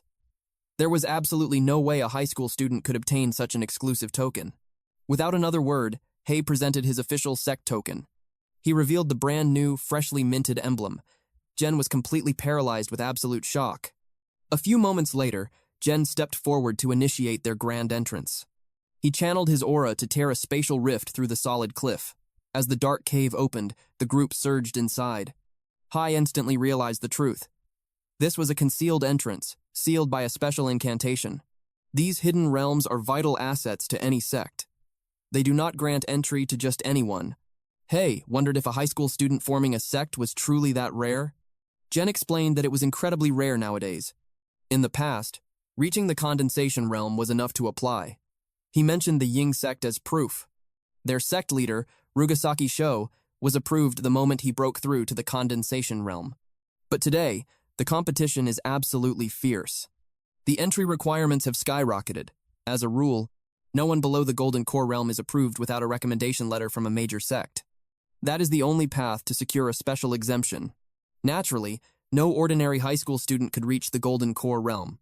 Thus, he assumed he possessed a major sect recommendation, implying powerful backing. Our main character simply laughed it off. Chiang then reminded the group of their mission. They had to help her clear the sect leader challenge. Jen confidently promised that he would ensure her victory. Bing added that with 2 experts by her side, she had absolutely nothing to fear. Hai finally understood. This was simply a 2-man carry. The realm only required 3 people, yet they insisted on bringing a 4th. It all made perfect sense now. They were clearly using him to fill the 3rd slot. Meanwhile, Hay had pending system missions. The first was the advanced payment for the sect leader token. His Golden Core realm status, major sect recommendation letter, and Impermanence Ruin Fiend King Corpse were all at 1 out of 0. The second mission was the advanced payment for the Golden Core realm. He already reached the 10th layer of the condensation realm, but had 1 out of 0 for both the Blazing Flame Mushroom and the Chillbone Herb. The final mission was the advanced payment for wind control. He possessed 1 out of 0 for the comprehended mantra, and 10 out of 3 for his wind control practice. Suddenly, the system notified him. The Golden Core realm had been paid in advance. This meant he could now assign his follow-up missions to his disciple. The timing was perfect. Chenny also needed to complete her wind control training. He immediately assigned the task to her. Meanwhile, Chihong asked Jen about the outsider's true strength. Jen viewed Ho as a complete fool, heavily doubting his combat abilities. Jen then switched to their private sect telepathy. He assured the group that the outsider was mere cannon fodder. He would not ruin their grand scheme. Eventually, the group arrived at a crossroad with 3 distinct paths. Chihong grew suspicious. Bing acted like he was seeing this for the first time, despite claiming he had cleared this area before. Bing explained the truth. It was called the Impermanence Ruin because the layout shifted randomly with every entry. This shifting nature made the entire dungeon completely unpredictable. Otherwise, it would not be worthy of a sect leader challenge. He pointed out a harsh truth. If it were truly that simple, she would not need 2 sect leaders to carry her. He then unleashed his divine sense. He needed to scan the dangers hiding within those 3 paths. He told Hay that he had scouted the route for him, pointing him toward the middle path. He claimed it was the easiest route. He twisted his words to make it look like a generous favor, taking the harder paths for themselves. Hay did not argue. He calmly walked down the middle path. But this was all part of their sinister trap. As soon as he vanished into the shadows, they mocked his gullibility. Their cruel schemes always succeeded thanks to fools like him. Bing, Jen, and Chihong immediately took a different route. Chihong could not help but ask, just how much deadlier was the path Hay had taken compared to theirs? Jen smirked coldly. The difference in danger was like night and day. Jen sensed numerous unknown auras lurking along the middle path. It meant the fiends were not only highly lethal, but their numbers were absolutely staggering. He assumed Hay acquired the sect leader token through mere connections. Furthermore, they judged him to have absolutely 0 combat experience. They figured he had never faced such danger and was likely trembling in terror. Meanwhile, Hay continued his steady advance until a sudden shift caught his attention. An arrow pierced the air toward him. He casually deflected the strike, immediately tracking its trajectory. Harnessing wind control, he activated the sky-breaking palm. He unleashed the fierce strike at his attacker. The blast shattered the walls, exposing a sinister fiend. The devastating attack had cleaved its body entirely in half. It was a shadow stalker archer, a beast at the fifth layer of the condensation realm, instantly eliminated. Haye was mildly impressed by the creature's ability to turn invisible. He had barely noticed the incoming arrow. Fortunately, his recent advancement to the Golden Core realm paid off. His perception of demonic auras had grown significantly sharper. Another presence flared, followed by a whistling arrow. Haye instantly launched a counterattack toward the source. The raging wind was so powerful, it effortlessly severed the fiend's body. Silence fell over the area until a sudden strike aimed at his leg. Another shadow fiend emerged. Bursting from the ground, it attempted to slice his leg, but he flawlessly deflected the blade. He coldly wondered if the beast thought he wouldn't sense a point-blank ambush. Thrusting his spear forward, he pinned the creature securely in place. With another vicious swing, he reduced its body to pieces. Sensing another fiend ahead, he lunged to strike. But his blade met empty air. He quickly swept his spear from left to right. Then, he began to spin. The spear became a deadly whirlwind, rotating with him at the core. The ferocious momentum struck the hidden fiends. The sweeping blow instantly claimed their heads. Ultimately, their bodies were shredded into tiny fragments, scattering into the fierce wind. Another threat locked onto him from behind. Haye twirled his spear, effortlessly deflecting the volley of arrows. Annoyance began to build as the relentless ambushes continued. He was losing his patience with enemies who only hid and attacked from the shadows. He unleashed a ground-shattering strike. A violent wind formed a localized tornado, sweeping across the vast area. Yet, the shadow fiends managed to hold their ground against the gale. Despite the terrifying scale of the wind, they realized the technique carried no real destructive power. This sudden realization caused them to completely underestimate the human cultivator. But Haye had merely cast the wind to force them out of hiding. Shock paralyzed them as he materialized right behind them. In a panic, they released their arrows. Haye countered with devastating force. He manifested a giant hand of energy, crushing the fiends to dust. The remaining fiends, hidden behind the pillars, unleashed another volley of arrows. He rapidly spun his spear, creating an impenetrable shield to deflect the incoming strikes. As the battle raged on, a bizarre creature observed from a distance. It resembled a human figure cut from pure paper. Jen was using this puppet to spy on the battle. Chi-Hong impatiently asked if the fool was still alive. Their initial plan was simple: use him as cannon fodder to scout the path's dangers and expose the fiend's techniques. By doing this, they could devise a perfect strategy before advancing. To his absolute shock, the kid was slaughtering them with ease. He quickly informed Bing of a sudden change in plans. He decided to abandon their fight with the Fiend King. Instead, he plotted to lure the monstrous Fiend King directly into that idiot's path. Without hesitation, Bing summoned his heavy axe, hurling it violently toward an unseen target. The axe struck true. Searing flames erupted from the twin cavities in the creature's body. The deafening roar of the impact instantly drew Haye's gaze. Our main character likely sensed they were merely playing a twisted game with him. Haye relentlessly pressed the attack. He carved through the unseen shadows, taking only a single breath to center his focus. Only then did he feel the sting of a shallow cut across his throat. He immediately fell back. His retreat was so blindingly fast that crimson droplets remained suspended in the air behind him. The elusive beast had completely bypassed his senses until the very moment its blade tasted his blood. He instantly recognized that this strike came from no ordinary moo. A fraction of a second slower, and his severed head would have hit the ground. He swept his spear in a massive arc, carving out an impenetrable sphere of defense. The earth violently trembled as the monstrous fiend erupted from below. His eyes tracked the threat, but its speed was overwhelming. Suddenly, a colossal arm of solid stone shattered the earth. The stone hand lunged forward, attempting to crush the leaping beast in midair. Raw electricity sparked violently across the rocky appendage. Simultaneously, the shadowy fiend launched a lethal ambush from his blind spot. A relentless barrage of strikes rained down upon his protective shield. The piercing clash of metal ruptured his eardrums, pushing him to scream in frustration. Our main character then unleashed the dark nether lightning in a devastating blast. A fierce chain of deafening detonations ripped through the battlefield. Yet, the agile nightmare dodged every single blast. Not even the dark nether lightning could scorch its shadow. This entity possessed a terrifying speed, far beyond any fiend Haye had ever faced. The creature quickly understood that its standard strikes were useless against the absolute defense. Denied entry from the outside, the monster plotted a deadly assault from the inside. Slipping back into stealth, it vanished without a trace. Hay barely registered its absence before a lethal blade surged up from the earth directly inside his domain.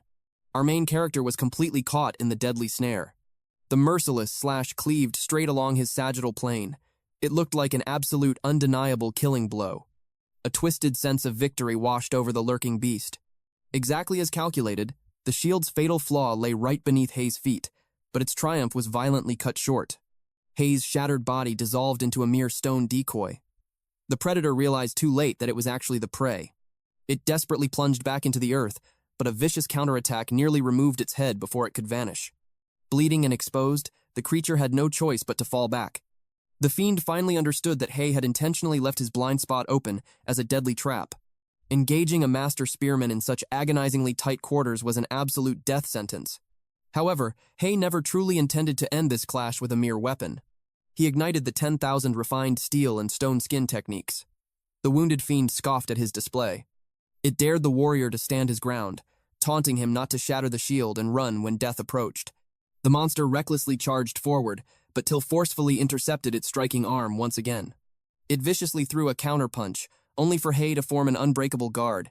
He surged ahead through a hurricane of desperate slashes until the beast lost its blade. Hay seized the golden opening for a lethal strike, but his target dissolved into thin air. He coldly mocked the hiding creature, declaring its inevitable defeat. He even offered to lower his defenses so the coward could flee. Unbeknownst to him, the fiend hovered like a phantom at his back. Seething with dark fury, the monster mentally tore Hay into 1,000 bloody pieces. Yet, its predatory instinct kept it anchored, refusing to bite at the cheap provocation. It remained hidden in the shadows, completely outmatched in open combat. Its wind technique had failed entirely, and Hay's absolute mastery of stealth dominated the battlefield. As the coward stubbornly refused to reveal itself, Hay began gathering a terrifying sphere of condensed energy. The hiding fiend watched in sheer panic, unable to believe he would unleash such devastation in this sealed arena. At this point-blank range, the blast would undoubtedly claim his own life as well. Hay dropped the sphere of condensed energy, unleashing a cataclysmic explosion. The monster's left arm and right foot were obliterated. It had poured every ounce of its demonic aura into pure defense. Yet, its physical body was still mangled beyond belief. It assumed Hay would be in equally terrible shape. With its defensive barrier shattered, the beast planned to slip back into the shadows. But to its absolute horror, stealth was now useless. Hay seized it tightly by the hair. "Do not even think about running," he warned. "We are not done playing yet." The fiend could not fathom how Hay remained completely unbothered. Our main character then channeled his fierce aura directly into his fist. The truth was, the exact moment the blast erupted, Hay had instantly triggered his stone shield technique. He had not escaped completely unscathed. However, his wounds were already knitting themselves closed. He knew this miraculous recovery was the Dragon King's power at work. The paralyzed fiend stared in utter disbelief at his flawless state. Hay violently yanked the beast's hair. Suddenly, a golden core realm blazing flame mushroom fiend launched a surprise ambush. It unleashed a torrential massive wave of scorching fire breath. Absolutely everything in its destructive path was instantly reduced to ash. When the inferno finally ceased, the earth was left charred and smoking. Fortunately, Hay had vanished in the blink of an eye. He immediately recognized the terrifying beast. This fire-breathing boss belonged to a much deadlier tunnel. He could not comprehend how it had crossed into this territory. Suddenly, his combat instincts screamed a lethal warning. A deadly blast of frost hurtled toward him, but he teleported away just in the nick of time. Had his reaction been a fraction of a second slower, he would have been frozen solid against the nearby tree. Hay shifted his gaze to track the source of the icy assault. That was when the grim reality set in. The frost boss fiend from the third tunnel had intruded upon this zone as well. Suspecting foul play, Hay released his divine sense to scan the area. His spiritual perception swept through the dark caverns, and that was when he sensed them. Several figures lurked behind the stone walls. Just as he thought, those absolute scumbags were orchestrating this chaos. Without hesitation, he dashed forward, charging straight at the towering frost boss. The stealth fiend had just begun to heal, watching in shock as Hay rushed directly into the line of fire. The frost monster unleashed a freezing barrage. Hay evaded the strike at the very last possible microsecond. The stealth fiend was paralyzed by this suicidal maneuver. The mist ice projectile continued its flight, slamming directly into the fire fiend. The flaming behemoth was instantly encased in solid ice. Only then did the stealthy monster grasp Hay's brilliant scheme. He was pitting ice against fire. The fire fiend roared in sheer fury, unleashing a blazing inferno that shattered its icy prison. A colossal beam of pure fire erupted, carving a destructive path straight toward the frost fiend's location. When the smoke and scorching embers finally dissipated, the two elemental titans locked eyes in pure hatred. The stealth fiend silently cursed them as mindless idiots. In that fleeting moment of chaotic distraction, both bosses dropped their guard, and Hei struck with the blinding speed of lightning. Now commanding their undivided fury, he raised his middle finger in a bold, wordless taunt. Completely enraged, the two massive fiends abandoned everything to hunt him down.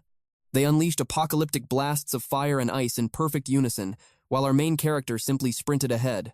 Meanwhile, at the far end of the tunnel, the hiding group heard the deafening roar of battle drawing closer. Jin instantly deduced the terrifying truth. Hei was intentionally dragging all the boss fiends right to their doorstep. It felt like a direct insult, as if Hei was mocking their inability to dodge the incoming slaughter. But then a chilling realization washed over Jin as he remembered the impossible feat he had just witnessed. Hei had survived a devastating assault from 3 boss fiends, and now he was attempting a brilliant reverse lure. Jin never expected a man with mere connections like Hei to wield such terrifying, battle-hardened mastery. The group made their choice, falling back toward the entrance of the secret realm. Their plan was simple: escape if danger arose. But the instant their boots met the earth, the ground ignited with a blinding light. Panic seized them. A hidden trap formation had been triggered, and destruction instantly erupted. 2 cultivators barely raised their defenses in time. But Chihong met a brutal fate. The blast violently severed her right arm and left leg. She screamed Jen's name, pleading for his healing arts. Yet, to her absolute horror, he simply turned his back and walked away. The grim reality finally crushed her spirit. They were entirely sealed within this deadly cage. Jen furiously demanded to know when this array was planted. Hei's voice echoed back with chilling calmness. While you were busy playing the righteous heroes. Jen froze in his tracks. Hei stepped directly into the lethal array, his gaze piercing through them. Did you actually believe I would blindly trust your group? Pure, blazing wrath twisted Jen's expression. He launched his assault, instantly triggering his light escape flashbang technique. Hei merely scoffed, asking if they truly thought his games were over. His silhouette blurred into the shadows, paying the heavy toll to activate stealth. Jen's eyes widened in sheer disbelief as the main character completely vanished. At that exact moment, a devastating fireball came howling through the air straight toward him. The fire fiend had breached the barrier and unleashed its fury. Zine stood absolutely paralyzed by fear. A colossal, fuming fireboss fiend towered before him. The monster spewed an ocean of hellfire across the battlefield. A single figure tried to escape. Chihong cried out one last time, begging for salvation. Her broken body refused to move. The inferno swallowed her completely, ripping a final, agonizing scream from her throat. Shen continued his desperate retreat. Suddenly, the monstrous ice boss fiend locked its deadly gaze upon him. Sensing the impending strike, he frantically summoned a radiant shield of light. He was pushed to his absolute limits, blocking catastrophic blows from both left and right. He was making a desperate final stand against 2 supreme boss fiends. He screamed at Bing to stop staring and lend his strength. Bing stood there trembling violently. Zen was left utterly speechless by the sight. As Bing took a single step forward, dark blood erupted from his mouth. The horrifying truth was revealed. He had been lethally ambushed, completely unable to sense the attack despite his high cultivation level. A cold blade had pierced straight through his spine. Then, it was brutally ripped out. The main character stood triumphantly in the shadows, tightly gripping the bloodied spear. Jen's jaw hit the floor as Hai melted into thin air yet again. From the darkest corners, the stealth fiend observed in total silence. The art of stealth was this beast's entire existence. It was an absolute ultimate technique. Yet, this human had mastered it with a single glance. That terrifying display alone forced the fiend to calculate its survival odds against such an anomaly. This twisted barrier permitted entry, but sealed off every possible escape. The stealth fiend hesitated, weighing the deadly risks of entering. Meanwhile, the fireboss fiend unleashed relentless waves of flame as Jen desperately scrambled for his life. From the opposite flank, the ice boss fiend fired a barrage of freezing orbs. The frosty projectiles detonated right across Jen's escape route. Forced back, he realized his doom was sealed. A towering tsunami of scorching hellfire rushed directly toward his position. Pushed to the brink, he ignited the great flame of light, using it as a desperate barrier against the oncoming inferno. The stealth fiend analyzed his every move from the shadows. A deafening explosion shook the realm, instantly shattering the barrier. Jen had brilliantly manipulated the boss fiend's strike to break his cage. "Free from the trap!" he roared Hei's name into the void. He furiously declared that no matter where his enemy hid, he would never live to take the college entrance exam. He swore that once he returned with his sect's elite experts, Hei's entire lineage would be wiped from existence. But in the very next second, a violent fountain of blood sprayed from Jen's neck. The stealth fiend had delivered the final, fatal strike. Jen stared wide-eyed in sheer disbelief. She demanded to know why a monster would ever aid a cultivator. The fiend replied with a hushed tone. It honestly had no answer. His lifeblood simply drained away. Suddenly, the stealth fiend detected the fireboss fiend closing in. Its gaze locked onto the new threat. Panic seized the fire fiend, forcing it to launch a desperate strike against the stealth fiend. Blazing torrents erupted wildly in all directions. Yet, in a single blinding flash, the stealth fiend severed its body right down the middle. Without warning, a freezing assault surged through the air. Dodging the lethal blast, it moved like a shadow and carved the ice boss fiend into pieces. The massive creature exploded into a rain of countless frozen shards. Suddenly, the stealth fiend dropped down to one knee. It swore absolute loyalty, begging to join Hei's sect and serve him eternally. This unexpected devotion definitely brought a smirk to our main character's face. Stepping out of the shadows, he questioned this sudden change of heart. The fiend confessed the cold truth. Had the blazing mushroom fiend not intervened, Hei would have already sent her straight to the afterlife. Its instinct screamed that Hei was no ordinary cultivator. And the absolute proof lay in his terrifying talent. He had completely mastered its signature stealth technique with just one look. He wielded it with truly spine-chilling perfection. Out of every challenger who had ever faced the sect leaders, Hei stood out as the absolute youngest.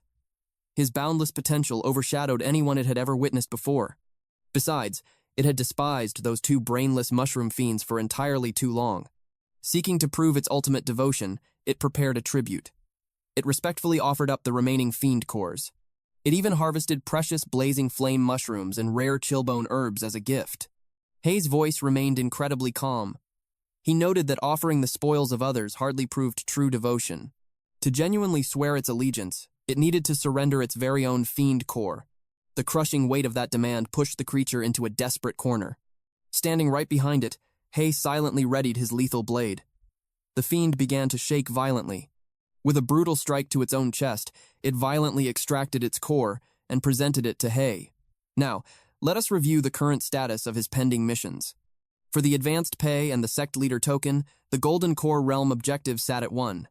The major sect recommendation letter was at 0-1, alongside 1 Impermanence Ruined Fiend King Core. Moving on to the next mission's advanced pay for the Golden Core Realm. He possessed 1 out of 1 for the 10th layer Condensation Realm, 1 Blazing Flame Mushroom, and 1 Chillbone Herb.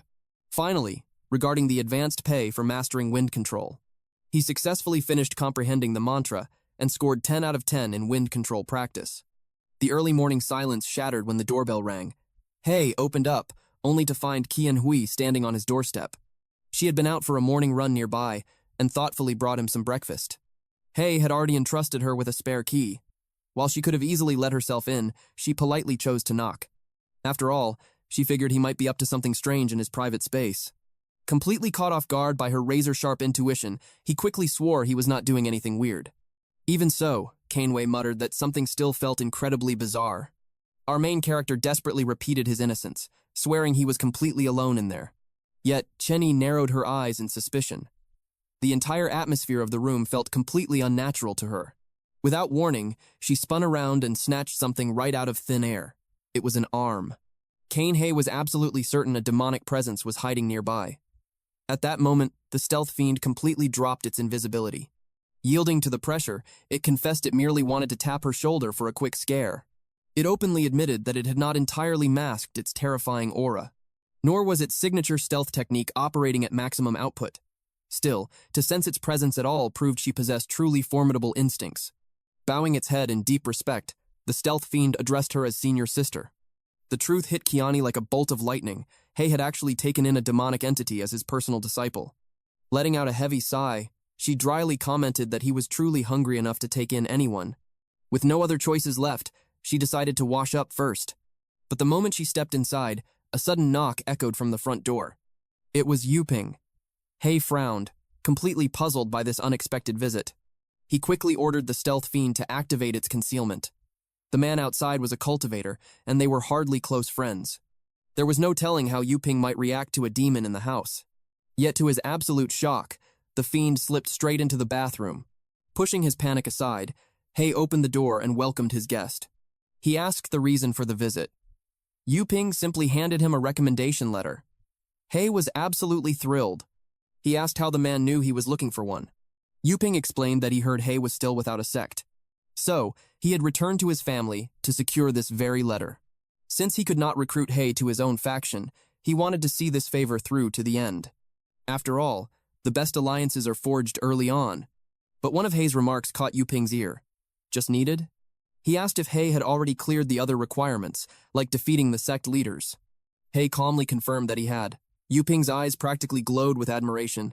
He knew the young man was gifted, but he never imagined such monstrous talent. With his mission complete, Yuping excused himself.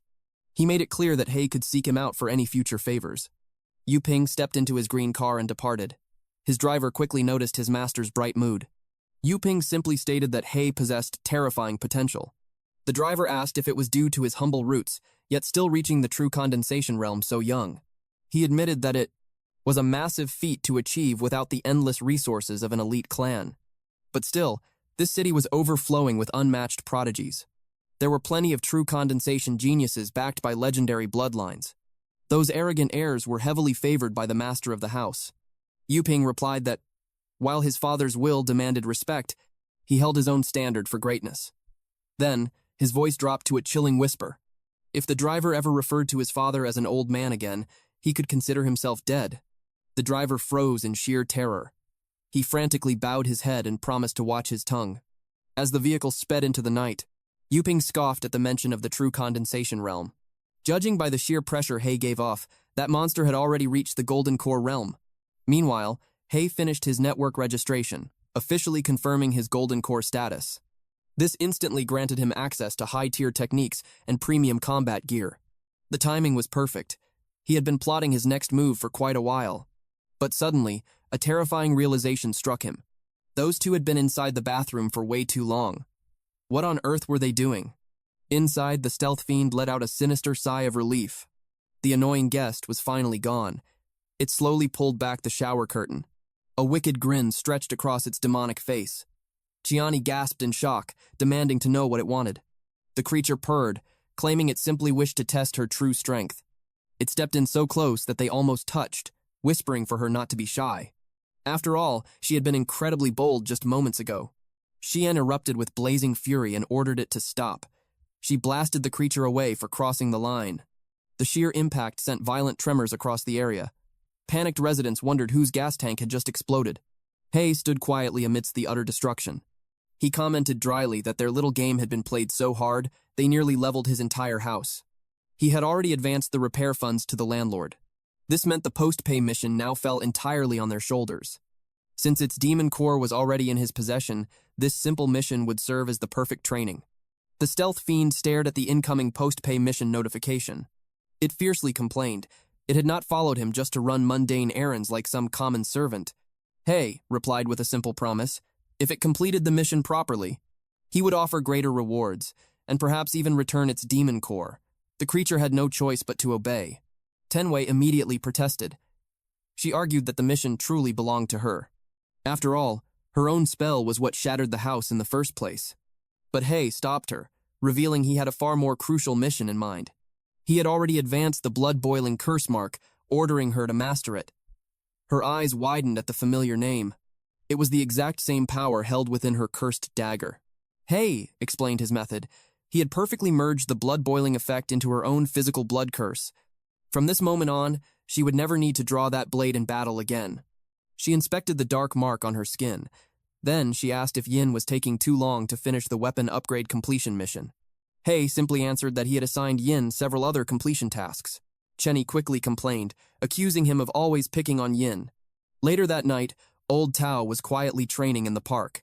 The former class teacher was fully enjoying his peaceful retirement. Although his monthly pension was nothing special, He had hoarded plenty of wealth in his prime. Life as a little old man was finally comfortable. Most importantly, he no longer had to face terrifying demons. But fate had a cruel sense of humor.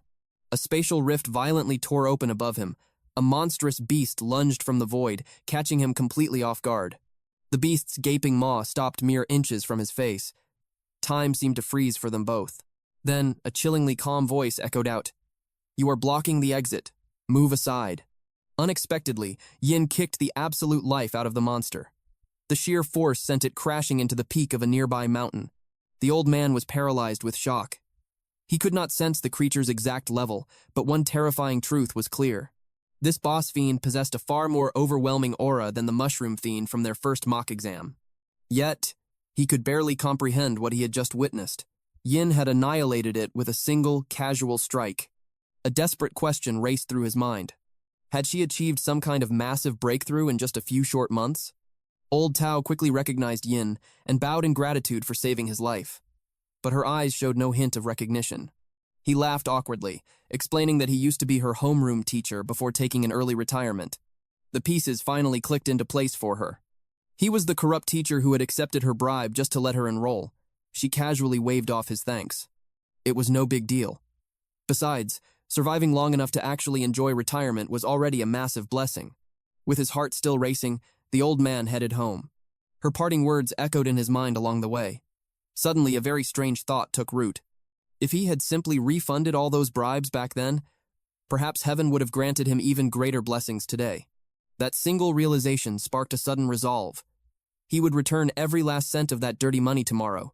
But then, his senses flared. Something in the night air felt completely wrong. The chemistry teacher was supposed to be on night patrol. Yet, her spiritual energy had completely vanished without a trace. But more alarmingly, a faint metallic scent of blood hung in the cold night air. Then, footsteps echoed. Two cloaked men emerged from the dense shadows. Old Tao immediately questioned which class they belonged to. It was far too late for students to be out. He demanded to know why they were wandering through the school's dark back alley. The two strangers merely scoffed, asking why he assumed they were students. That was when Old Tao's eyes widened in sheer terror. Fresh blood stained the hems of their dark robes. They had just assassinated the chemistry teacher and were making their escape. Sensing the overwhelming danger, the old man quickly played the fool. He forced an awkward laugh, claiming he forgot he was already retired, and that old habits die hard. He hastily scurried away. His heart pounded like a drum. Something was terribly wrong here. Under normal circumstances, he could instantly gauge an opponent's strength. But from these two, he couldn't sense a single trace of aura. A chilling voice ordered him to halt. That only fueled his desperate sprint as he ignited his god-walking technique. Plumes of smoke trailed fiercely beneath his rapid footsteps. In a mere instant, he vanished several hundred meters away. Reaching a safe distance, he prepared to call the authorities. But before he could even dial, the two robed men materialized right beside him. One of them smirked. He never expected a random old man jogging at night to be a hidden cultivator. Absolute horror washed over Old Tao. His ultimate god-walking technique was painfully slow to them. Suddenly, a crimson beam fired from the man's eye. The lethal strike pierced squarely through Old Tao's chest. His phone slipped from his trembling grip, shattering on the ground. The second robed man appeared, harshly scolding his partner for the noise. He had specifically warned him to keep a strict, low profile. Yet, he still caused such a reckless commotion. If this grand operation failed because of his carelessness, he made it clear he would absolutely not beg the king for his life. The killer scoffed, replying he had already suppressed the spell's output to the bare minimum, ensuring the neighbors stayed asleep. His cold-blooded colleague sighed, deciding it didn't matter anyway. He had already planted soundproofing talismans across the surrounding walls, so no one inside would hear a single breath. He ordered him to quickly clean the bloody scene so they could vanish into the night. Soon after, the sinister duo arrived at a desolate cliff.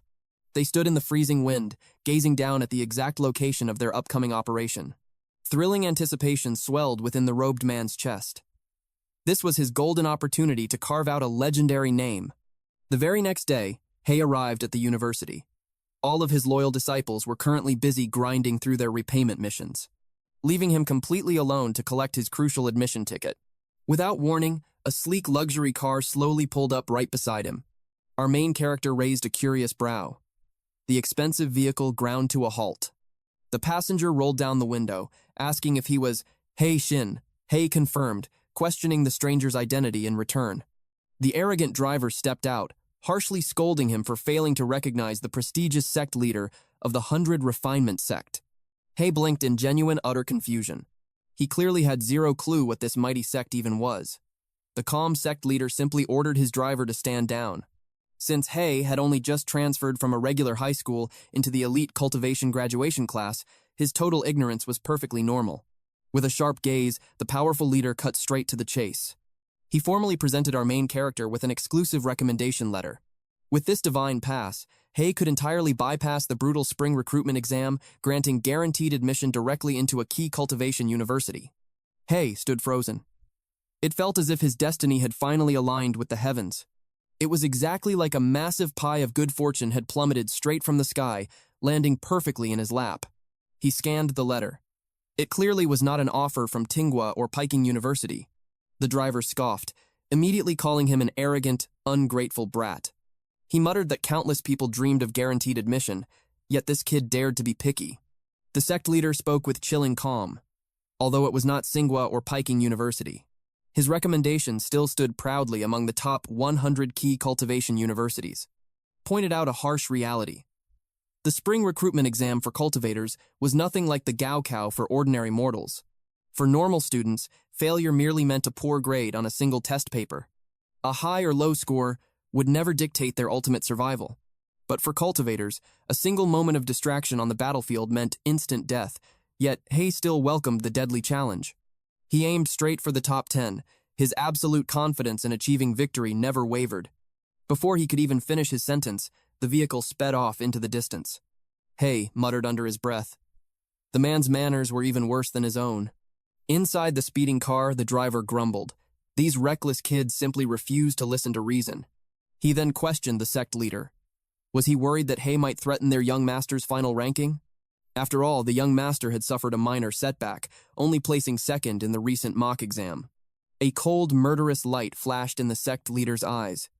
He refused to tolerate anyone who dared to reject his goodwill. His next order to the driver was absolute. Make certain he never sets foot on that exam field alive. Back at the residence, Yin, Chenny, and Hei gathered closely on the sofa. Our main character broke the heavy silence. Only 1 week remained until the brutal spring recruitment exam. Time was running out. They needed to accelerate their training and push their power to the absolute limit. He ordered them to write down their bottlenecks. Any desired combat techniques or unmastered mental methods needed to be recorded immediately. He swore to guide their breakthroughs, pushing their cultivation as far as his own limits allowed. In a sudden flash, the two vanished from the room. They returned moments later, dropping a massive stack of papers before him. It detailed every technique they wished to conquer. The sheer volume was staggering. Yet, it proved their fierce dedication and burning desire for strength. A soft, proud chuckle escaped his lips. Suddenly, a phantom hand materialized in midair, gripping another stack of notes. The stealth fiend finally revealed its presence. It boldly declared its stance. Even as a monster, it possessed the same burning thirst for knowledge. It proudly submitted its own rigorous study list. Tianhaye noticed the creature's chest bouncing. A sharp wave of annoyance instantly washed over both her and Yin. They saw right through the cheap tactic. It was a deliberate ploy to distract their master's focus. Yin's eyes narrowed with cold intent. She silently vowed to eliminate this nuisance at the first opportunity. As the crucial days slipped by, the group completely surrendered to their intense cultivation training. Meanwhile, at the desolate cliff edge, mysterious robed men drove dark talismans deep into the solid rock layer. They wove powerful spells, completely shielding the zone from spiritual detection. To the naked eye, the talismans simply did not exist. Every movement was calculated. They worked with terrifying precision, ensuring not a single detail was missed. Suddenly, one of the shadowed men spoke up. The official battlefield for the spring recruitment exam had just been announced. He turned to his companion. How could he have known this exact location would be chosen a week in advance? His partner replied with a chilling, calm voice. Humans were never truly united. With the dark talismans finally planted, the robed man requested a brief leave of absence. His curious colleague demanded to know why. He revealed his true motive. He had accepted a dark web assassination contract from a rival sect. His partner instantly scolded him for foolishly targeting active cultivators. Far away from the brewing danger, Hay silently reviewed the strict criteria needed to complete his infernal aspect. First, he needed to officially secure his eligibility to recruit demon disciples. Second, he had to obtain an infernal aspect demon core. Third, he needed to fully master the infernal aspect technique. After upgrading numerous techniques, he assigned them to his disciples as their final trials. Only Yin's infernal aspect completion remained unfinished, and since the process required official procedures at the cultivator's mansion, he decided to handle it personally. Once this final task was completed, Yin would finally earn the right to walk freely in the human realm. He carefully reviewed the system notification. The required core had to be harvested from a golden core stage great demon, a master of disguise known as the Burning Antelope. Hay found this highly unusual. Such trials normally took place within hidden ruins, yet the designated location was deep within a desolate wilderness. Suddenly, he spotted a cloaked figure standing high upon the cliff. The assassin confirmed Hay's identity against a worn bounty poster. He declared that a price was on Hay's head, warning him not to hold a grudge for his impending death. Our main character, completely unfazed by the threat, simply asked for his name. The stranger felt bizarrely elusive, emitting absolutely no presence before vanishing and instantly reappearing behind Hay. He sneered at his target, mocking his sluggish reaction speed as a deadly beam of light fired straight at Hay. The blast violently obliterated the ground, but as the dust settled, the target was gone. Hay was now casually gripping the assassin's head, leaving the man in absolute shock. Hay calmly pointed out that the man had attacked without a proper introduction. He demanded once more to know his identity and the mastermind behind the bounty. The cloaked assassin exploded into a rage, unleashing a violent shockwave of energy that forced Hay to step back.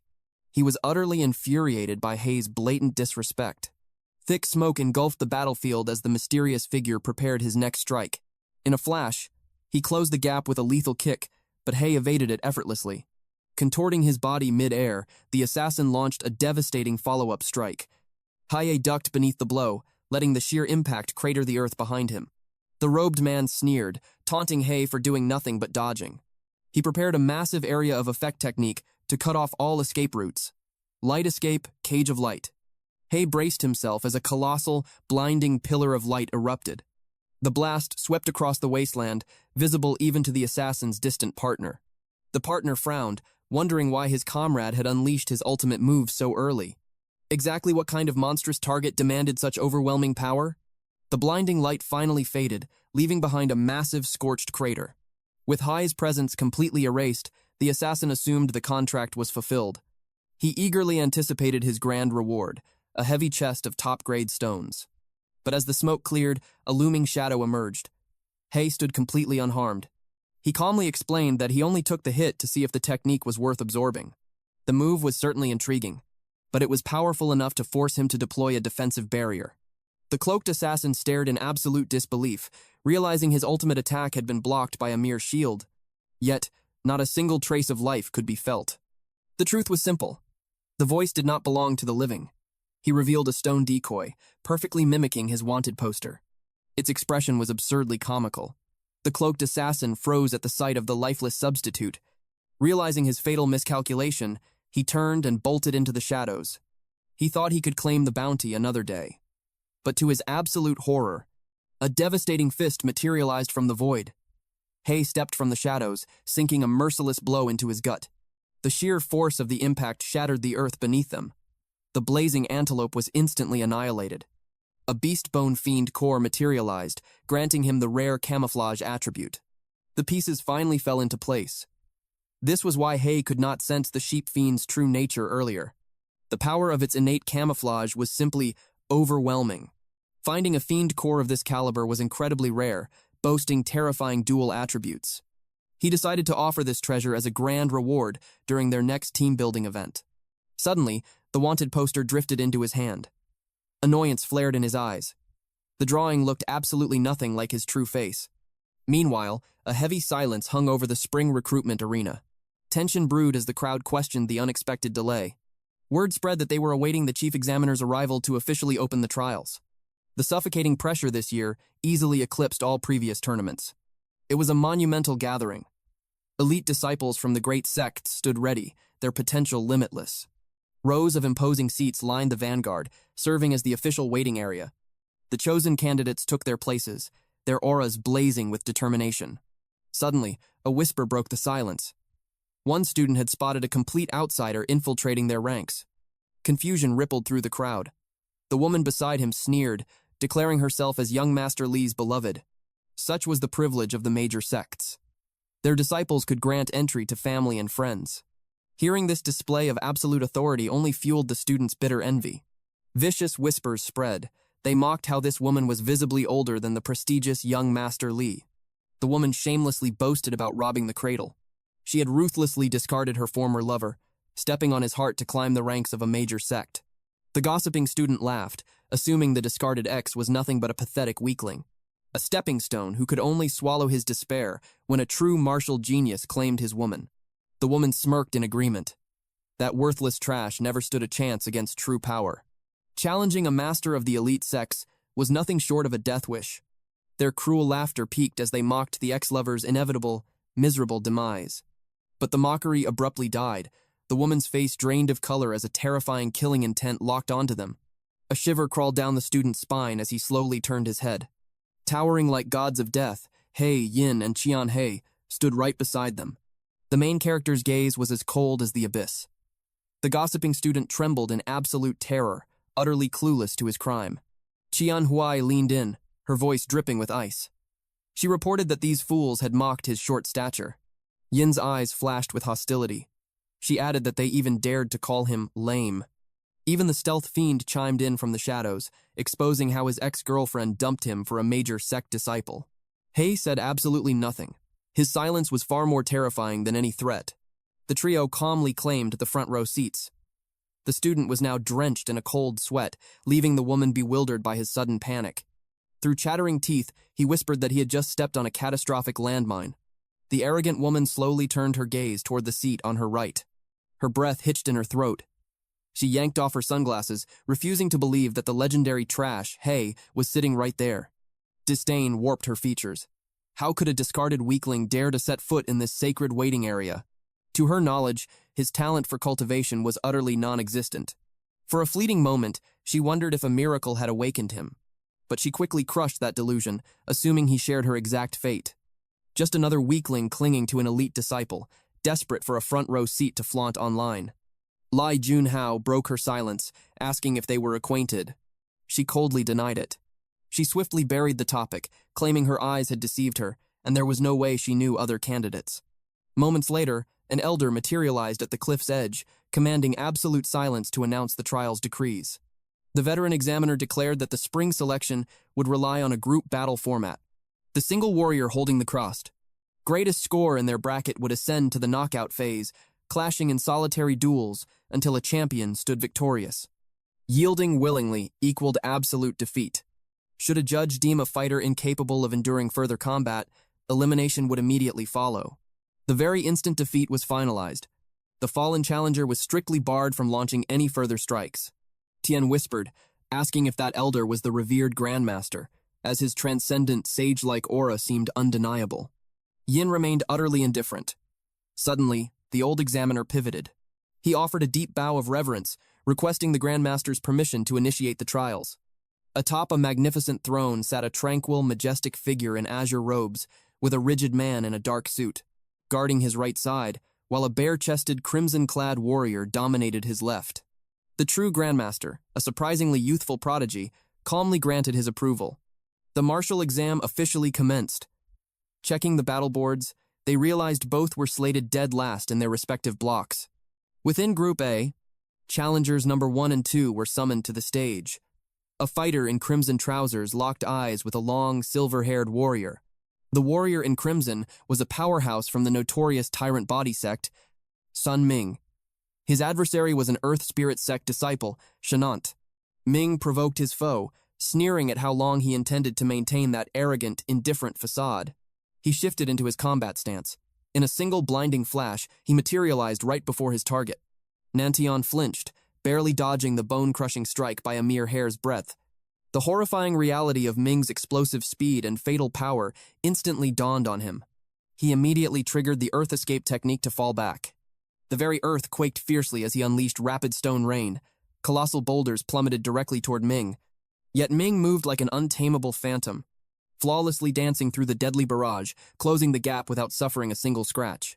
He bragged that his sheer velocity could rival experts an entire major realm above him. Forced to react, Nantian leaped skyward. Ming instantly swept in for a devastating low strike. This was his trap all along to force his prey off the ground. Suspended mid-air, Nantian coldly replied that while his evasive options were gone, Ming completely lacked any solid footing for his assault. Ming's eyes widened in pure terror at those words.